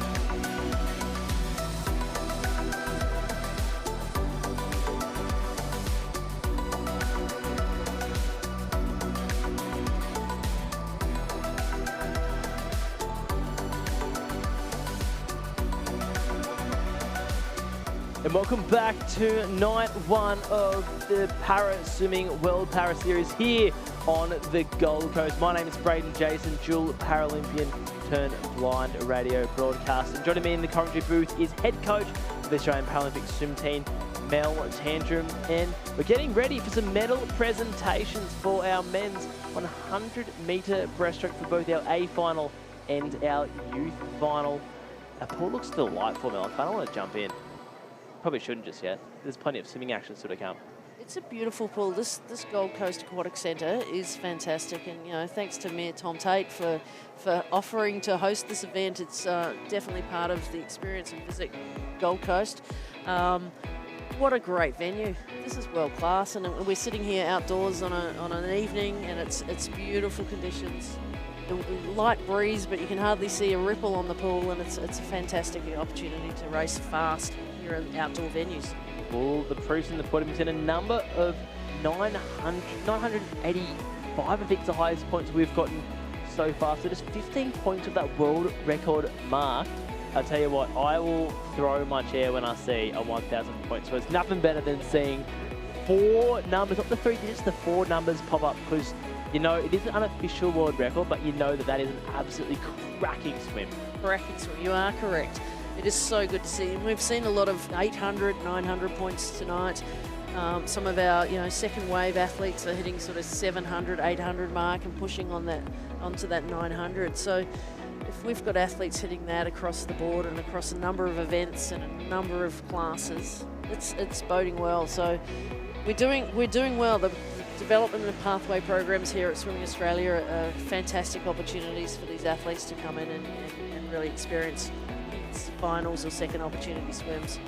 And obviously your eyes are on hand-packed Commonwealth Games this year, LA 28, but do you think because it's a home games in 2032, you're really making that extra effort than maybe in the past to really prioritise that 6-year time frame for some of these younger athletes? Obviously there's been development programs in the past, but do you feel like the prospect of a home games really has amplified that? Absolutely. We have a laser focus on Brisbane and performing well. We've got some ambitious goals as a nation of what we want to achieve in Brisbane, and LA is certainly a stepping stone to that in 2 years. It's similar to what happened before Sydney. If we can, probably before your time, Braden, but certainly the Sydney Olympics and Sydney Paralympics was an opportunity for hometown athletes, Australian athletes, to showcase what they did, and that left a legacy afterwards. And that's a big thing about Brisbane too, is that legacy piece and what happens beyond Brisbane. And if we can be up there and on top 3 podium teams in Brisbane, what can we do beyond that legacy beyond Brisbane? So this is an exciting time for para athletics, para swimming, para sport in general. It's brilliant. When you think about those home games athletes, particularly in the Olympic program, their household names, Ian Thorpe, O'Neill, and they could be Jake Michelle, because let's get into and meet our medalists for Event A, the men's 100-metre breaststroke multi-class. And our bronze medalist, Tim Hodge, SB8, at the time of 1:12.98 and a total of 923 points. Greg Shaw, our performance director here, high performance director at Swimming Australia, presenting the medals there. Our silver medalist from Canada, Nicholas Bennett, SB14 athlete with a 1:06.41, 983 points. And Jake Mickle, here he is, 1:06.17, 988 points, freshly shaven. He's got a nice little moustache there today, but that's more streamlined than he was this morning.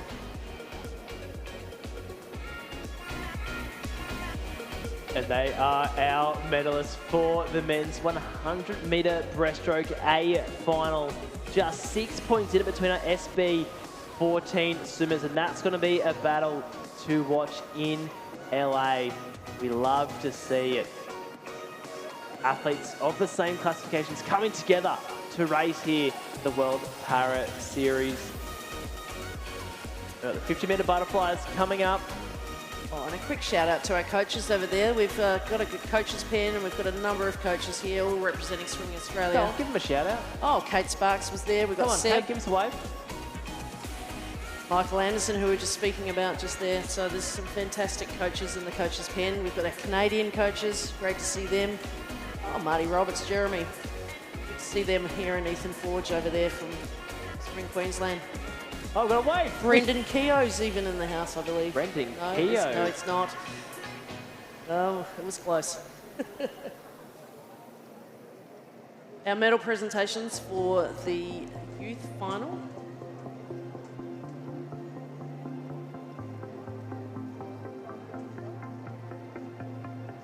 Here they come now. So fantastic close racing in this one. Liam Toga, our bronze medalist, at a time of 1:28.94 with 518 points.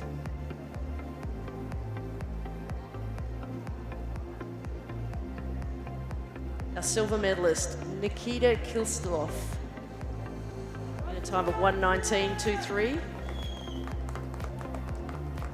And gold medalist, Bo Matthews, in a time of 1:10.63. 894 points for Bo. Fantastic effort there. Bo Matthews, coached by Gavin Stewart down there in Sydney. Certainly made some great improvements over the last little time. Very proud. And could see Matthews printed on an Australian Commonwealth Games cap later this year, July in Glasgow. Can't wait to hear some bagpipes. I was looking, I did a deep dive into the selection criteria for the Commonwealth Games. And I believe it should know within 21 days. So by the end of March, these athletes should know if they are making their Australian Commonwealth Games debut. That'd be a very stressful month, I'd imagine. Yeah, I think the athletes will know. They've done the work. The results will come through. The team will officially be announced alongside our Commonwealth Games Olympic athletes. So it'll be one announcement at our trials in June. So it's a perfect opportunity. And this is one time every 4 years we showcase our Olympic and Paralympic athletes on one team. So that doesn't happen often. That's it. It's not just the swimming teams that come together. It's the netballers. It's the track stars.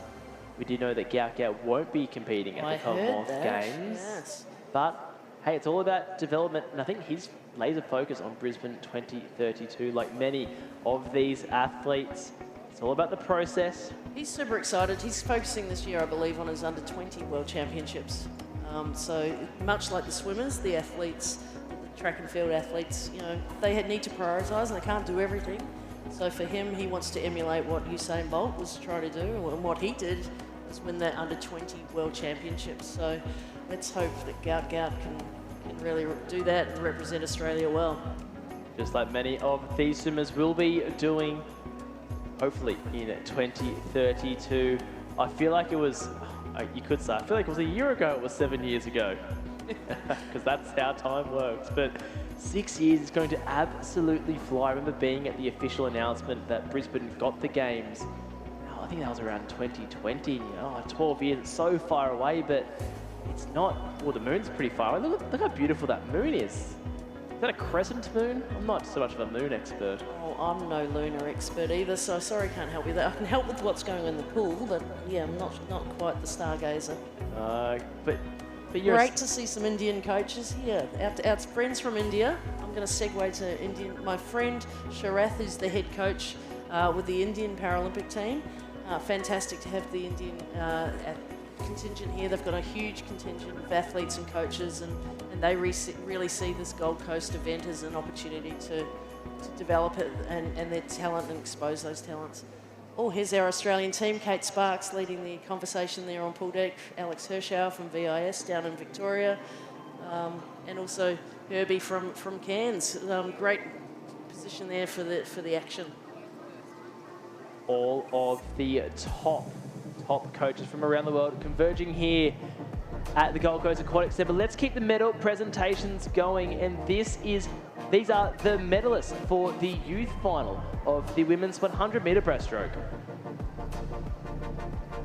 And as they make their way to the middle podium, our bronze medalist Dorothy Pascoe from Hungary, 732 points with a time of 1:29.98. Silver medalist Montana Atkinson, SB14 athlete, 1:27.96 and 747 points. And our gold medalist Vasila Stepanova with a 1:28.77 and 760 points. All these athletes aged 18 years and under as at the 31st of December of this year.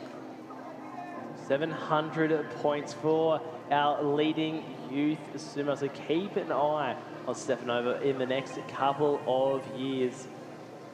Potential Paralympic berth in their future, I am sure.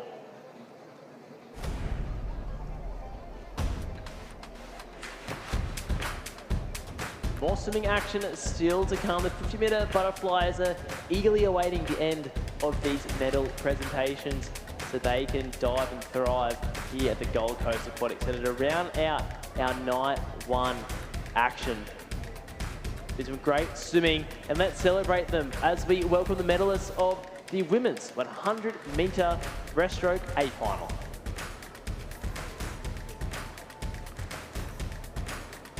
Our bronze medalist, Stephanie Brazisi, her time of 1:21.30, 894 points. Fantastic effort for Steph. Our silver medalist, Tess Rutliff, a time of 1:34.17 with 914 points. And gold medalist, local superstar Kira Stevens from the Gold Coast, in a 1:17.59, 985 points. Fantastic effort, and great to see her training with Mel Marshall here on the Gold Coast. A great return to form for Kira Stevens. 900-point score there, and a gold medal for our Gold Coast girl, Kira Stevens.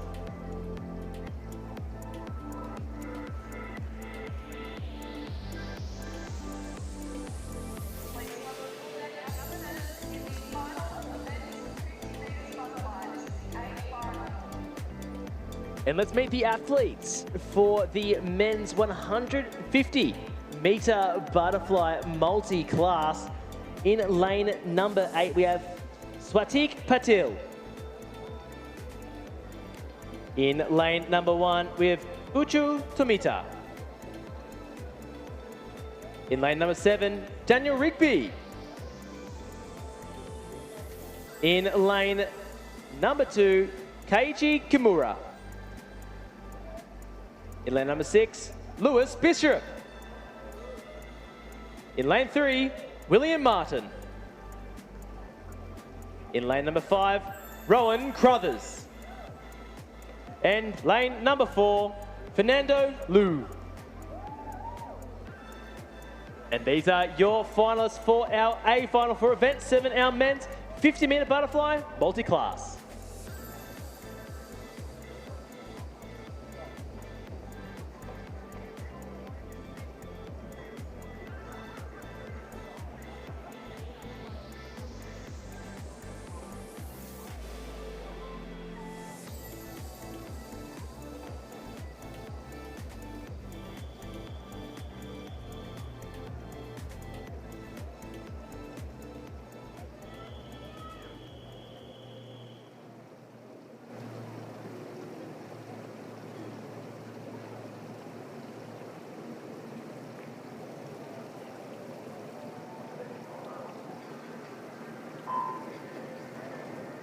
And we're off and racing here now, A final for the 50-metre butterfly multi-class. Lanes 5, 4 and 3 are all S10 swimmers. And that S10 is the Commonwealth Games eligible for the 100. So let's see where they're at. Liu is leading it out in lane number 4. Crothers right there as well in lane 5. William Martin, Paralympic gold medalist, is there in the mix. We come down to the touch. It will be Fernando Liu touching the ball, taking out for our S10 swimmers. But Tomita and Kimura from Japan, very strong in lanes 1 and 2. That was a blisteringly quick 50-metre butterfly, Mel. And it's exciting to see. I mean, Rowan Crothers there, one of our superstars from the Paralympic team, normally in freestyle events. He shifted his focus. He'll be back in a couple of days for the 100 butterfly S10s, and that is a Commonwealth Games event. So great to see his racing and really laying down the gauntlet, if you like, for the other athletes that will be racing the 100 fly later in the week. That's it. We know Cole Pearce will be there, Alex Safi, but Tommy Gallagher, he's also trying to get that 3rd spot. So a bit of a ding-dong battle, we call it here at World Para Swimming here on the Gold Coast between our S10 swimmers for the 100-meter butterfly, but that was the 50-meter butterfly. Waiting for those results to become official.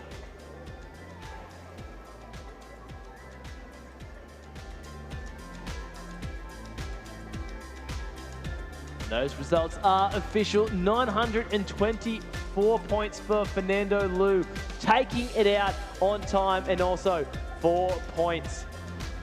And let's continue the action here.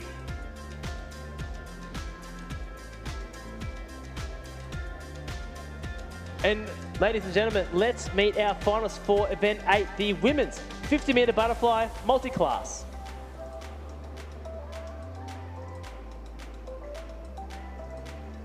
And in lane number 8, Samir Vitek Gundakar. In lane number 1, Sati Mondal. In lane number 7, Jordan Berryman. In lane number 2, Dorothy Pascoe. And in lane number 6, Elaine Freeman. And in lane number 3, Danielle Doris. In lane number 5, Agatha Pawley. And in lane number 4, Jasmine Greenwood. And these are your finals for event 8, the women's 50-meter butterfly multi-class.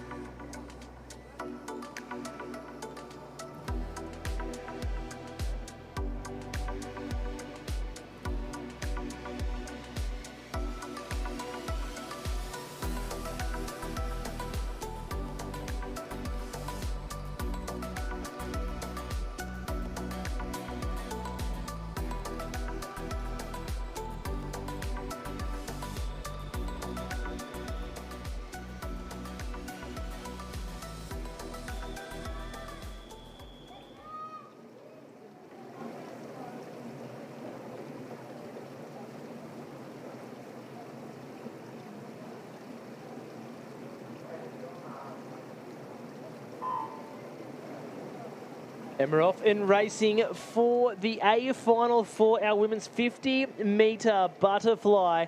Keep an eye on lane number 3, Danielle Doris, S7 in lane number 3. We'll have a great point score, but Jasmine Greenwood, Paralympic medalist, dual Paralympian in her own right, is leading it out at the moment. And we love to see Jazzy making her return to the para scene, Mel.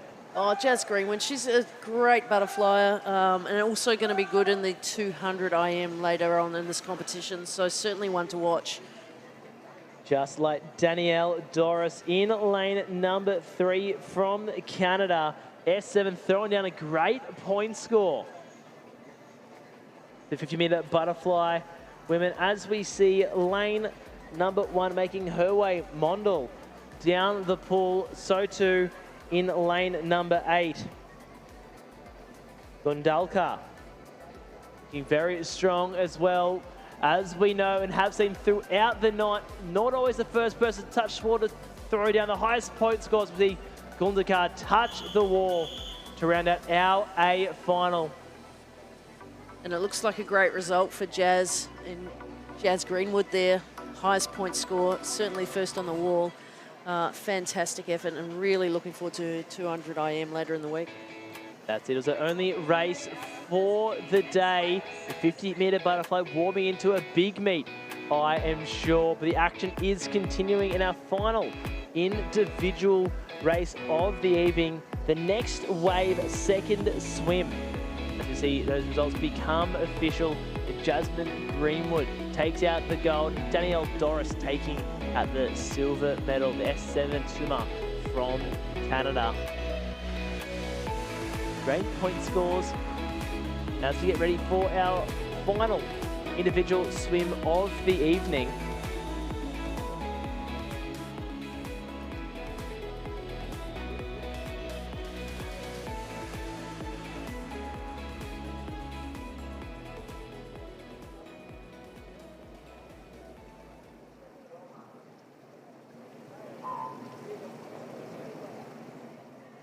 Oven swimming here for our next wave. Second swim, Maloney, Girard and Warwick are the three swimmers in the pool. Great battle building between lanes 4 and 5 at the moment. Both S10 athletes, Maloney and Girard. So they're battling against each other in terms of point scores, 15 and 16 respectively. Lane 5, Girard is maybe edge. Oh, it's coming down under the flag. It will be lane number 4. Annabelle Maloney, S10, taking it out on points, followed by S10 counterpart, Girard and Warwick, making her way under the flags now to round out our next wave. Second swim race of the evening, our final individual swim for the evening. A great swim from Maloney, our S10 swimmer. Touching in front of her S10 counterpart, Girard.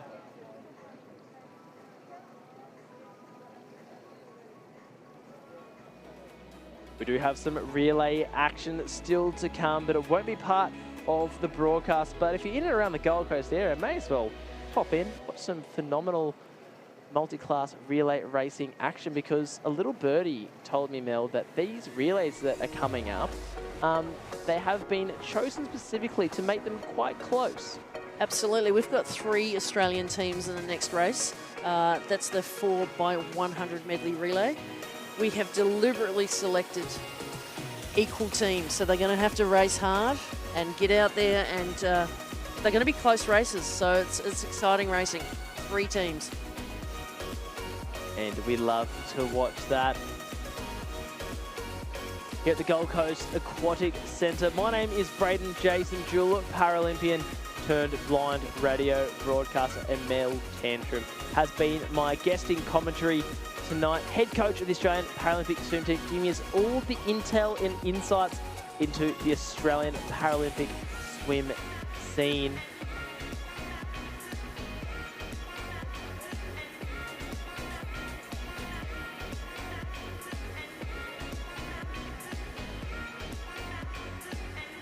And maybe we will be broadcasting these relays here at the Gold Coast Aquatic Centre, because why not? 3 Australian teams, Australia versus Australia.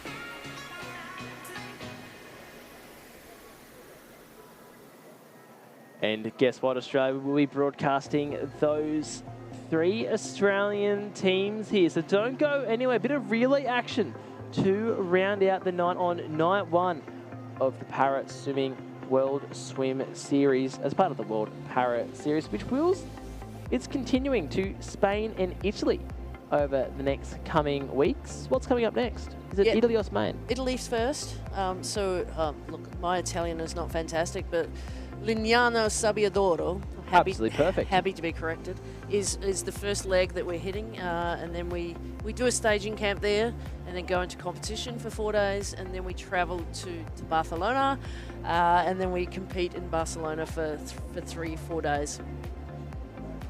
Sounds absolutely awesome. Well, let's introduce the relay teams for this relay action. This is event 10, the mixed 4x100 metre medley relay multi-class.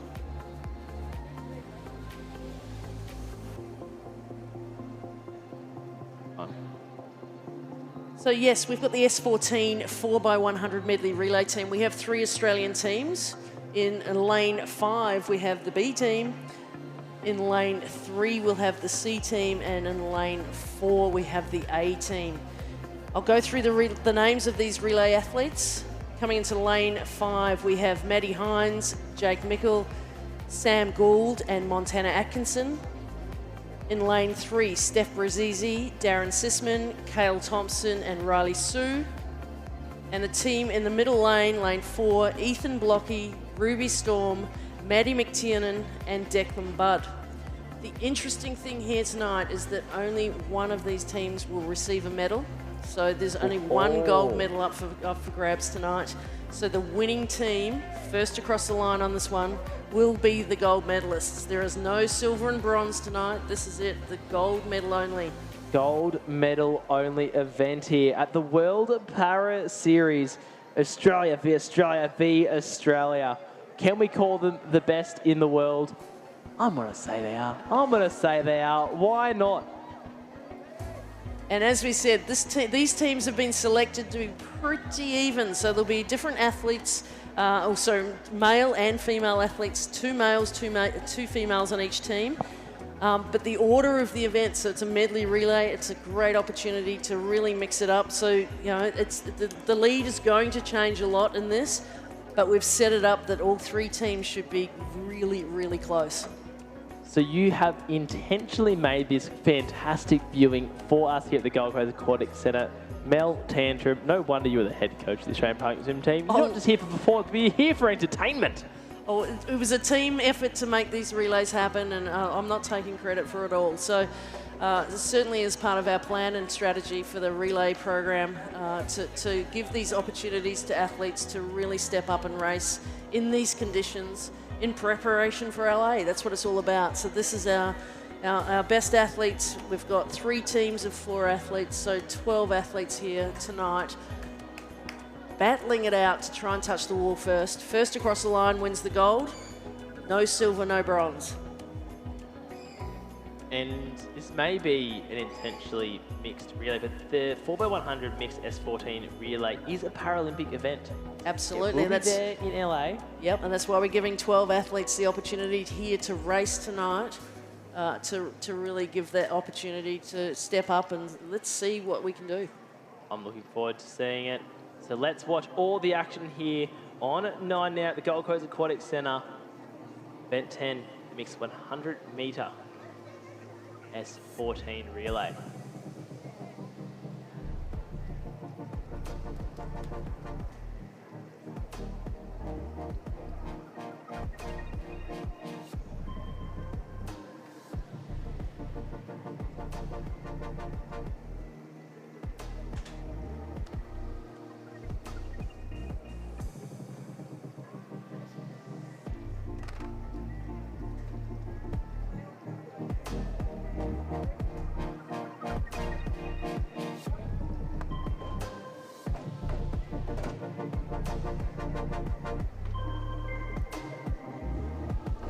If those new to para swimming, classification system ranges from S being sport, being swimming, 1 through to 14. So these athletes are all S14, so all intellectually impaired athlete goes through a rigorous classification process to get them that classification.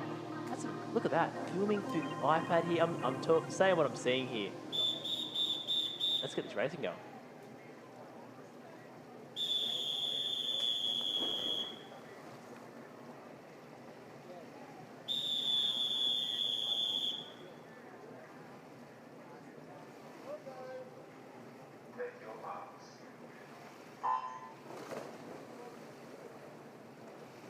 And relay action underway here for the S14 mixed medley relay. Ethan Blocky for Australia in lane number 4.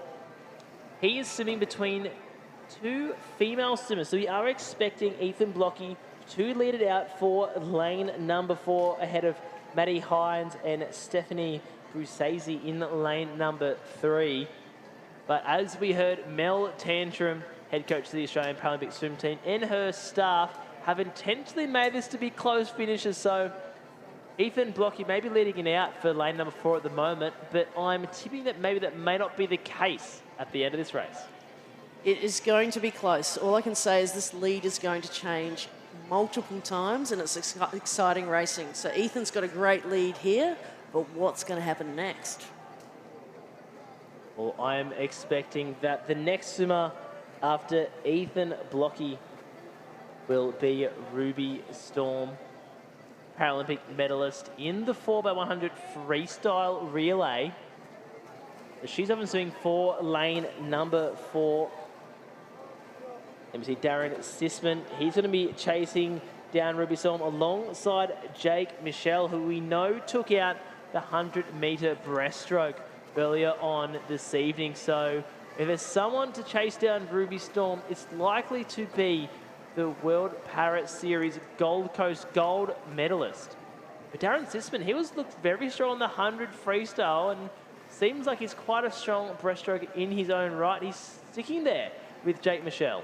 Absolutely, and this is going to be an exciting last 50 metres here. Both boys here on lanes 3 and 5 making a move here. Ruby Storm trying really hard to maintain that lead, but with Jake and Darren coming up either side, this is going to be a close finish in this breaststroke lap, which is halfway through the relay. And we are seeing Ruby Storm being overtaken by Australia B in lane number 5. Jake Michelle has mowed down the Paralympic medalist, and he is showing why he won the gold medal here tonight. Hal Thompson diving in now for Australia C. Sammy Gould in lane for Australia B diving in, and Maddie McTurnan doing so too for Australia A. So I'm tipping maybe Australia B and C, Mel, will start pushing that lead. Madeline McTurnan is in lane number 4, sitting for Australia A. So many letters and numbers and names. Oh, I'm confusing myself. No, this is exciting racing, and as I said, this should be a really, really close finish if we've got our numbers right. So Kale, Maddie and Sam Gould having a great battle here in that third lap, the butterfly leg in this relay. And then we head into the freestyle lap, and we're going to have Riley Sue, Declan Budd and Montana Atkinson. So this is exciting racing. It's going to be a close finish. Sam Gould's putting on a nice bit of distance for Montana Atkinson to try and hold on for Australia. Team number B, 1 gold medal on offer. So Montana Atkinson with a big lead ahead of the field, almost about 25 metres, I would say, from the rest of the field. But can Montana hold on from the rest of the field? But Declan Budd is on the chase down. So too is Riley Sue. So strap in, Mel. I'm excited to see Decky Budd. Yeah, Declan Budd was one of our debutants last year at the World Championships. He was our only debutant. So he is going to be flying, trying to catch Montana here. So this is a close battle here. It's going to be an exciting finish. And we know Montana Atkinson's in good form. Swim runner 105 in the final tonight in the 100-metre freestyle. She's trying to hold on to Declan Budd, who's mowing her down. You saw us right. Declan Budd making his move. Will he hold on? No, it will be Montana Atkinson touching the wall, winning the gold for Australia B. Declan Budd left his run a little bit too late. Montana Atkinson winning gold for Australia B. Oh, you didn't sell us short there. That was a great finish. No, that's fantastic effort to all 12 athletes, all experienced relay changeovers and relay opportunities here at the Gold Coast. Fantastic to see. And how much effort they put into that. That means something. And as I said, there's only a gold medal up for grabs tonight. Only 1 medal, not even a chalky medal on offer here for Australia A and Australia C. This is Australia B taking out the 4x100 mixed S14 medley relay here on night 1 of the World Para Series. More relay action to come, Mel.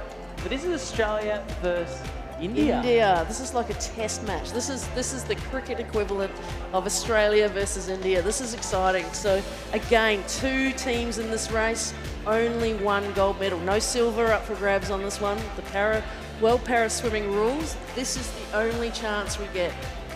Well, for talking Test cricket, we know Australia took home the trophy in the Test series last year. So let's meet the athletes for event number 11, the mixed 4x50 metre medley relay, multi-class, 20 points. In lane number 4, it's Australia. And in lane number 5 is India.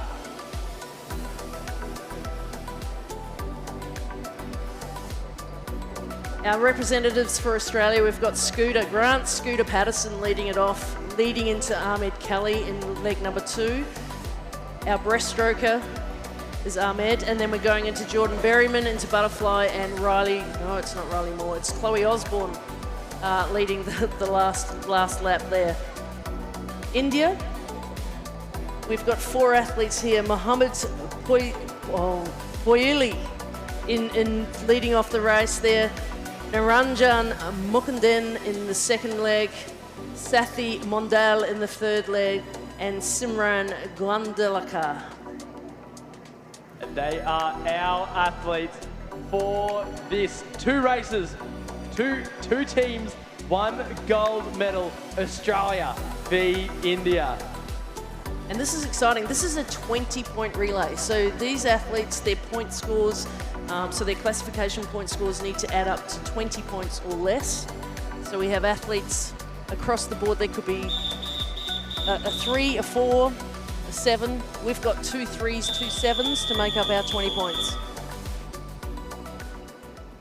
Not just swimming performance, it's mathematical performance here when it comes to Paralympians. Paralympic sport. Strap in, this is going to be red hot. I'm telling you.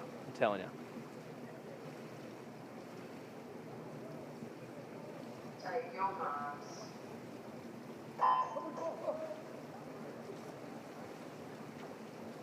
And we're off and racing here. It's Australia v India for the mixed 4x50 medley 20-point relay.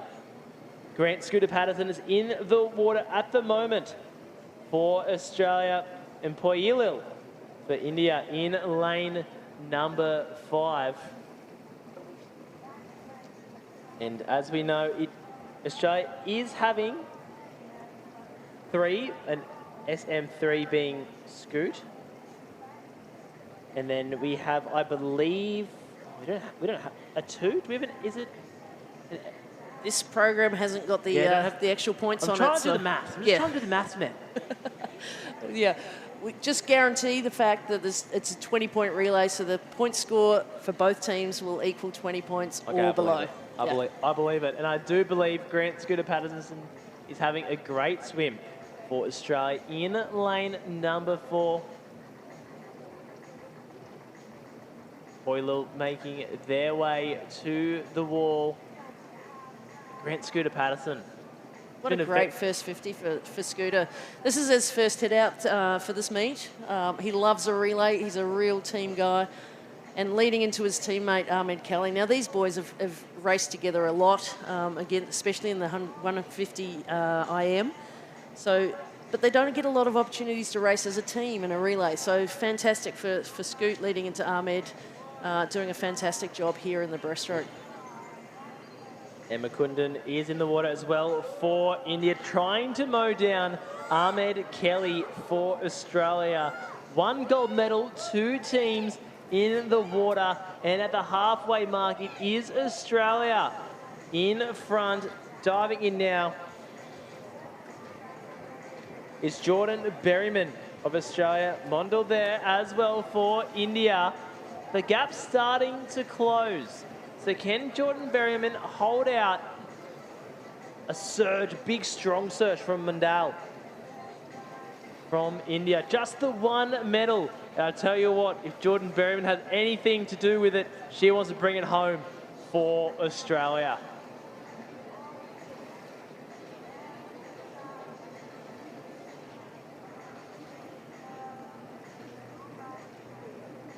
Oh, great finish there for Jordan, leading into Chloe. Fantastic effort there for Chloe's great push off the wall there. Great push off and putting Australia in great contention for that one gold medal. Paris Paralympian Chloe Osborne should get the job done for Australia. Great swim there from Mandal of India and Kundakar from India now in the water. But it does seem like a Paris Paralympian from Australia will bring home the gold medal for Australia. It's the test series all over again. Australia on top of India.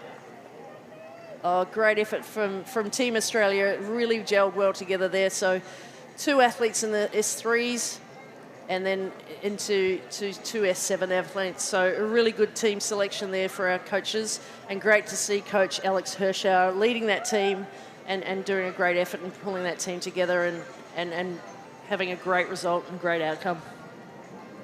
And the point combinations really do matter when it comes down particularly to the 20-point relays, because the lower the classification typically means the lower the time and functionality. So as we see, Kundalkar touch the ball for India. That wraps up the final, waiting for those to become official.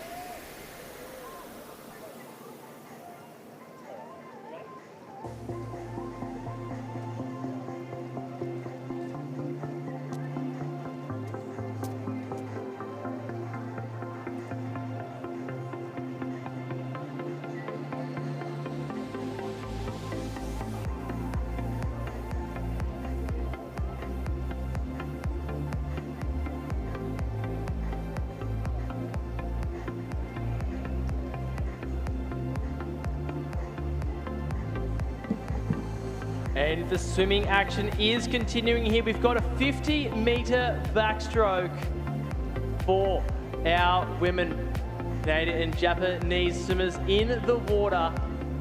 And are we on world record watch? Only time will tell here at the World Para Series.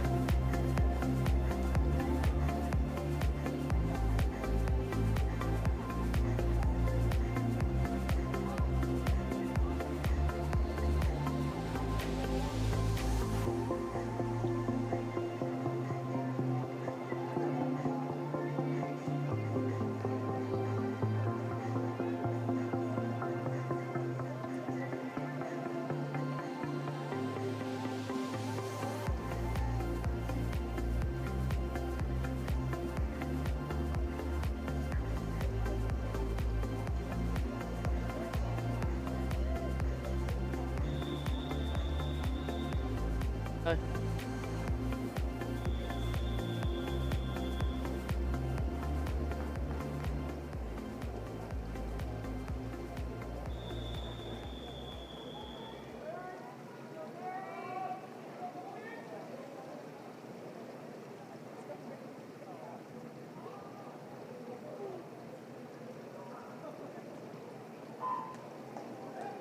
And we're off and racing for 2 of our swimmers. The 50-metre backstroke multi-class. Jib in 5 from Canada, deciding to jump in the water with Ishiura from Japan.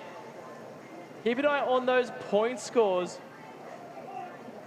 Ishiura is gunning for a potential world record in this race, so keep an eye for that 1,000-point score, sitting nice and strong on the lane rope. Is Jib in 5. Ishiura Looking very strong, touching the wall. And what's the point score say, Mel? 9:52 at a time of 35:04, so maybe just off the pace a little bit, but fantastic swim there, 952 points. 952 points there for Tomomi Ishiura of Japan. Just 40 or so points off that world record. So close. And I'll be keen to see where that point score puts her amongst the rest of the field of that 50-metre backstroke we saw swim earlier on tonight. But a great swim nonetheless. A great sportsmanship too from Mary Jibb, jumping in and swimming alongside Tomomi, our Japanese swimmer. Great sportsmanship. It's not just great racing, it's great sportsmanship here at the World Para Series on the Gold Coast. And plenty of relay action. Medals have flown out the window here at the Gold Coast Aquatic Centre. And great sportsmanship too, steering Canadians Mary Jibb in the water to swim alongside Tomomi Ishiura. And medal ceremonies after the break here, so don't go anywhere. Medals will be draped around necks, live and free on Nine's Wide World of Sports.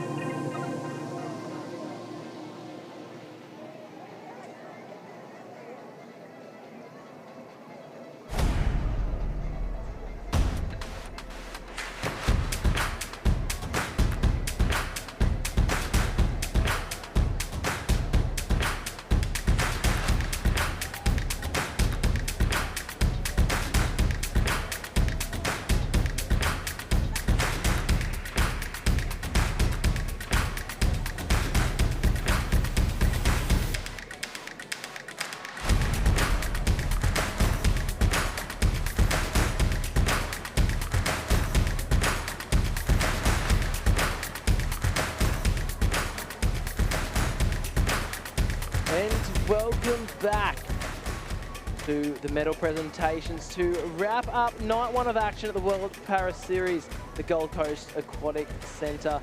My name is Braden Jason, dual Paralympian turned blind radio broadcaster. But it's taking you through all the action alongside Mel Tantrum, who has headed out of the commentary booth because she's off doing head coach duties for the Australian Paralympic swim team. As we see our Canadian team members on screen. Medal presentations to come. It's so much great action here. What a great battle between Nicholas Bennett from Canada and Jake Michelle in that 100-metre breaststroke. Great sportsmanship from Mary Jibb from Canada and Tomomi Ishiura from Japan in our final race to allow Ishiura from Japan to try for world record.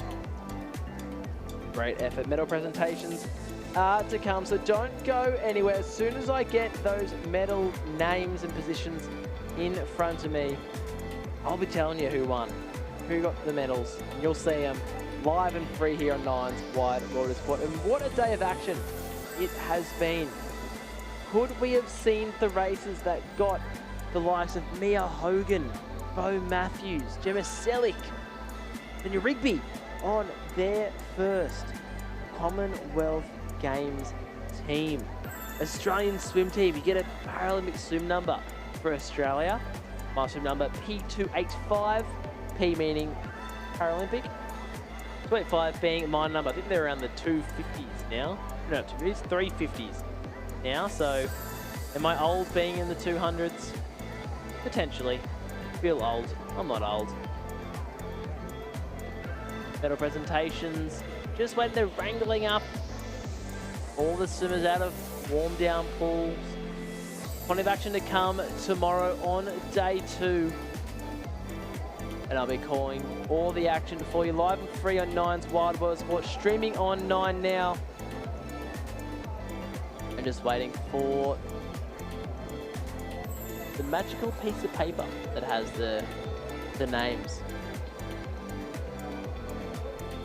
So our technical officials still sitting on pool deck, giving a watchful eye over Gold Coast Aquatic Centre. Teams are marshalling, coaches sitting and yarning and chatting. Maybe an international event, but everyone's very friendly here.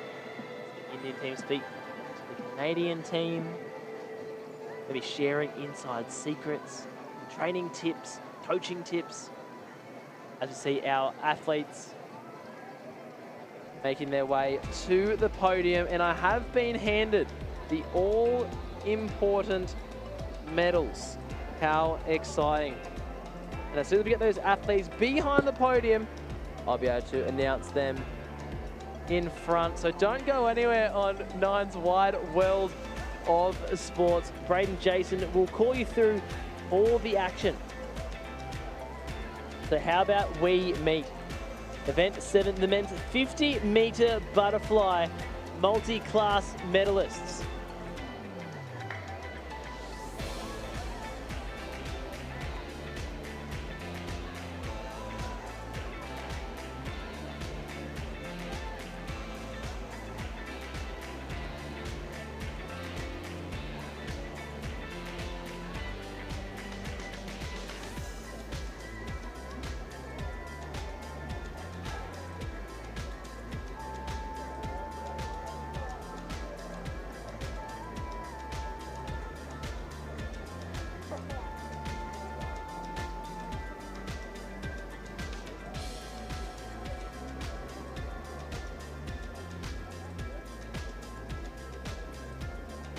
Ladies and gentlemen, let's meet the medalists for Event 7, the men's 50-metre butterfly multi-class.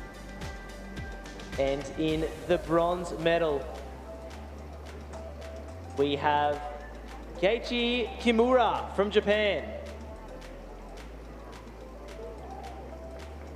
And with the silver medal, S10 swimmer from Australia, Rowan Crothers.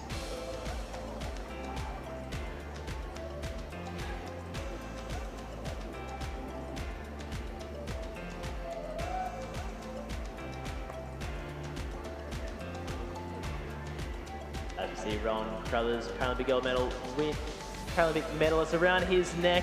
And in the gold medal, S10 swimmer as well, Fernando Liu.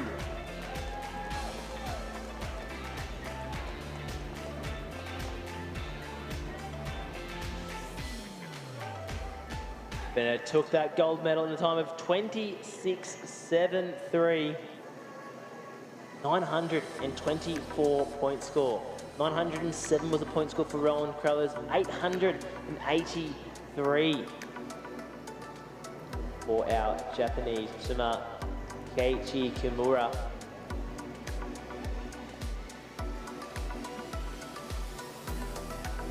And those were your medalists for the men's 50-metre butterfly multi-class.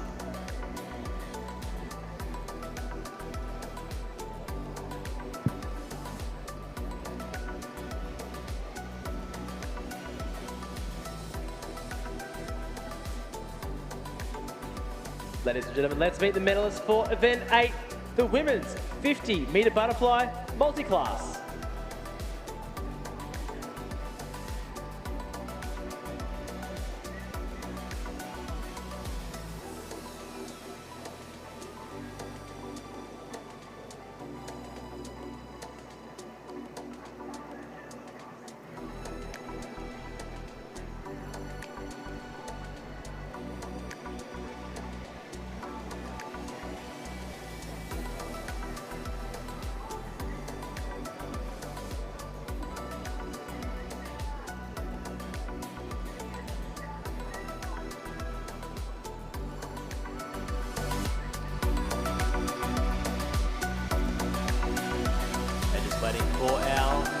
to be ready to receive their medals for event 8, the women's 50-metre butterfly multi-class.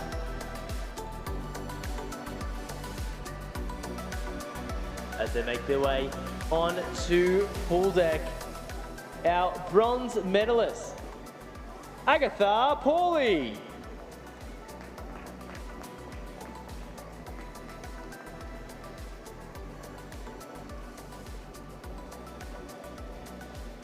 And our silver medalist, S7, Danielle Doris.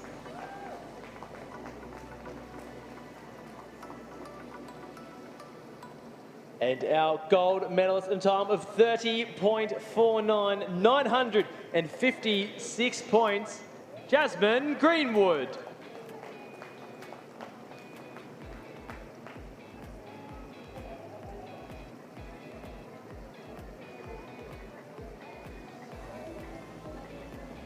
And those are your medalists for event 8, the women's 50-metre butterfly multi-class A final.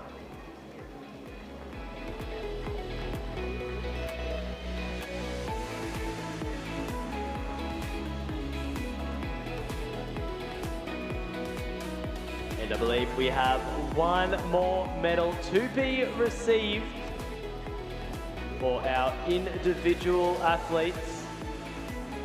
For our youth category for the women's 50-metre butterfly.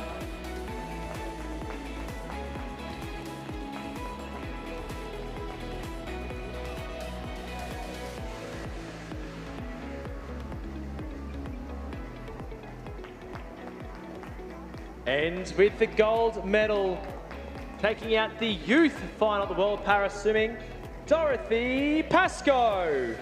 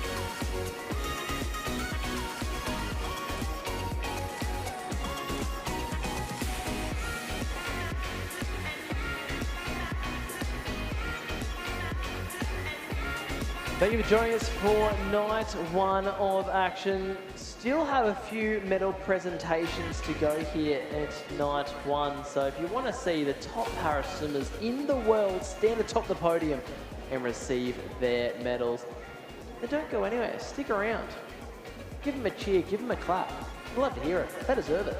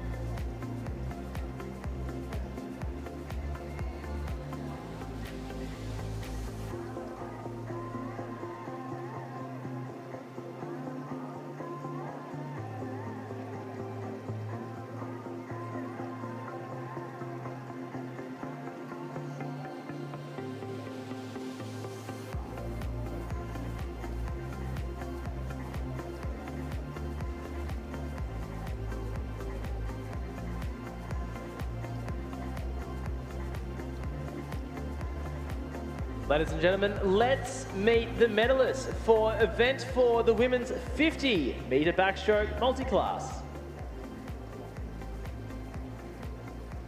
The winner of the bronze medal, Jasmine Fulgrave.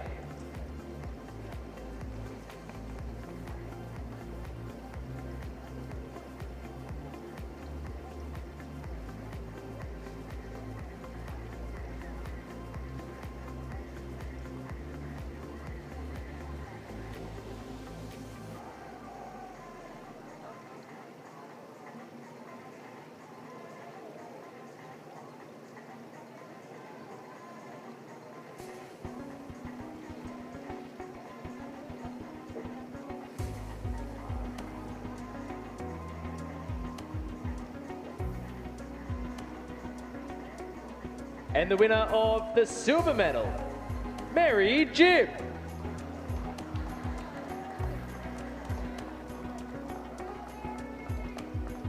And the winner of the gold medal, Tomomi Isura.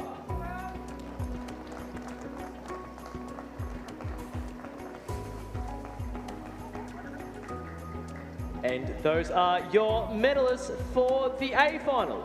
Event for the women's 50-metre butterfly, 50-metre backstroke, multi-class.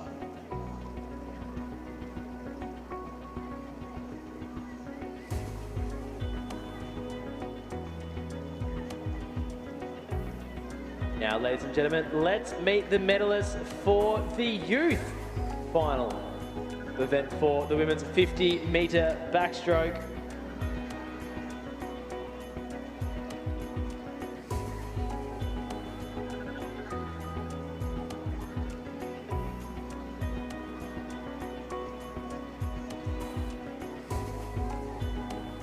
And the winner of the bronze medal, Veronika Makstakova.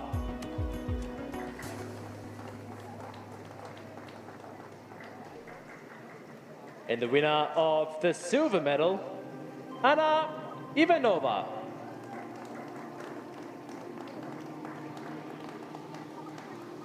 And the winner of the gold medal, Victoria Palando Nicholson.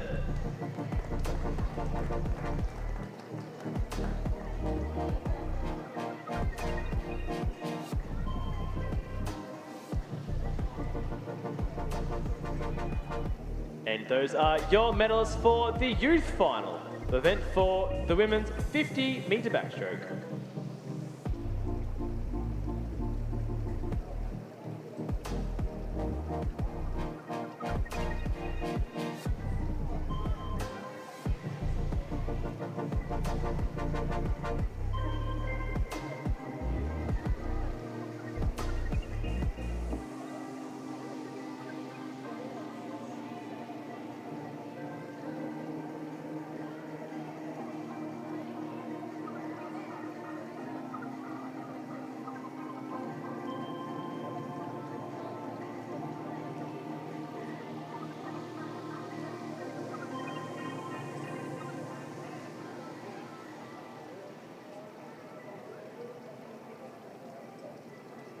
And the winner of the sole gold medal in the mixed 4x100 metre mixed medley relay, it's Australia. Consisting of Madeline Hines, Jake Michelle, Samuel Gould, and Montana Atkinson. They are your sole gold medalists for the mixed 4x100 mixed freestyle relay, medley relay.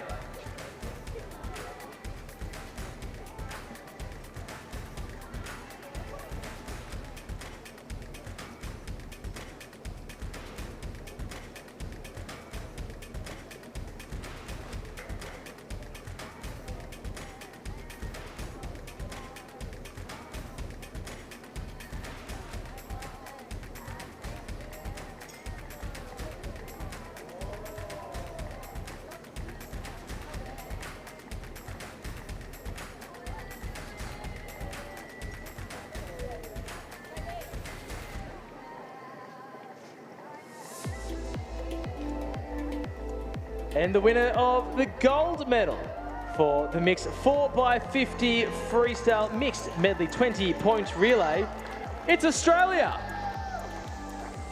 Consisting of Grant Patterson, Ahmed Kelly, Jordan Berryman, and Chloe Osborne.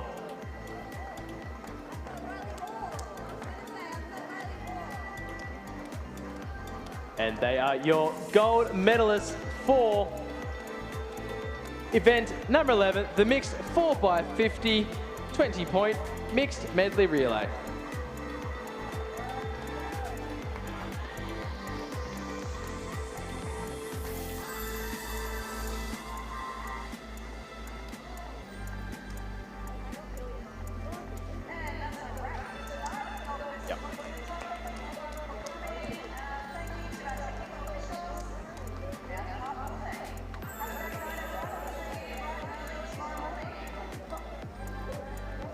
And that is a wrap here at the Gold Coast Aquatic Centre for night one of the World Para Series. My name is Braden Jason. I'll see you tomorrow, live and free on Nine's Wide Border Sports.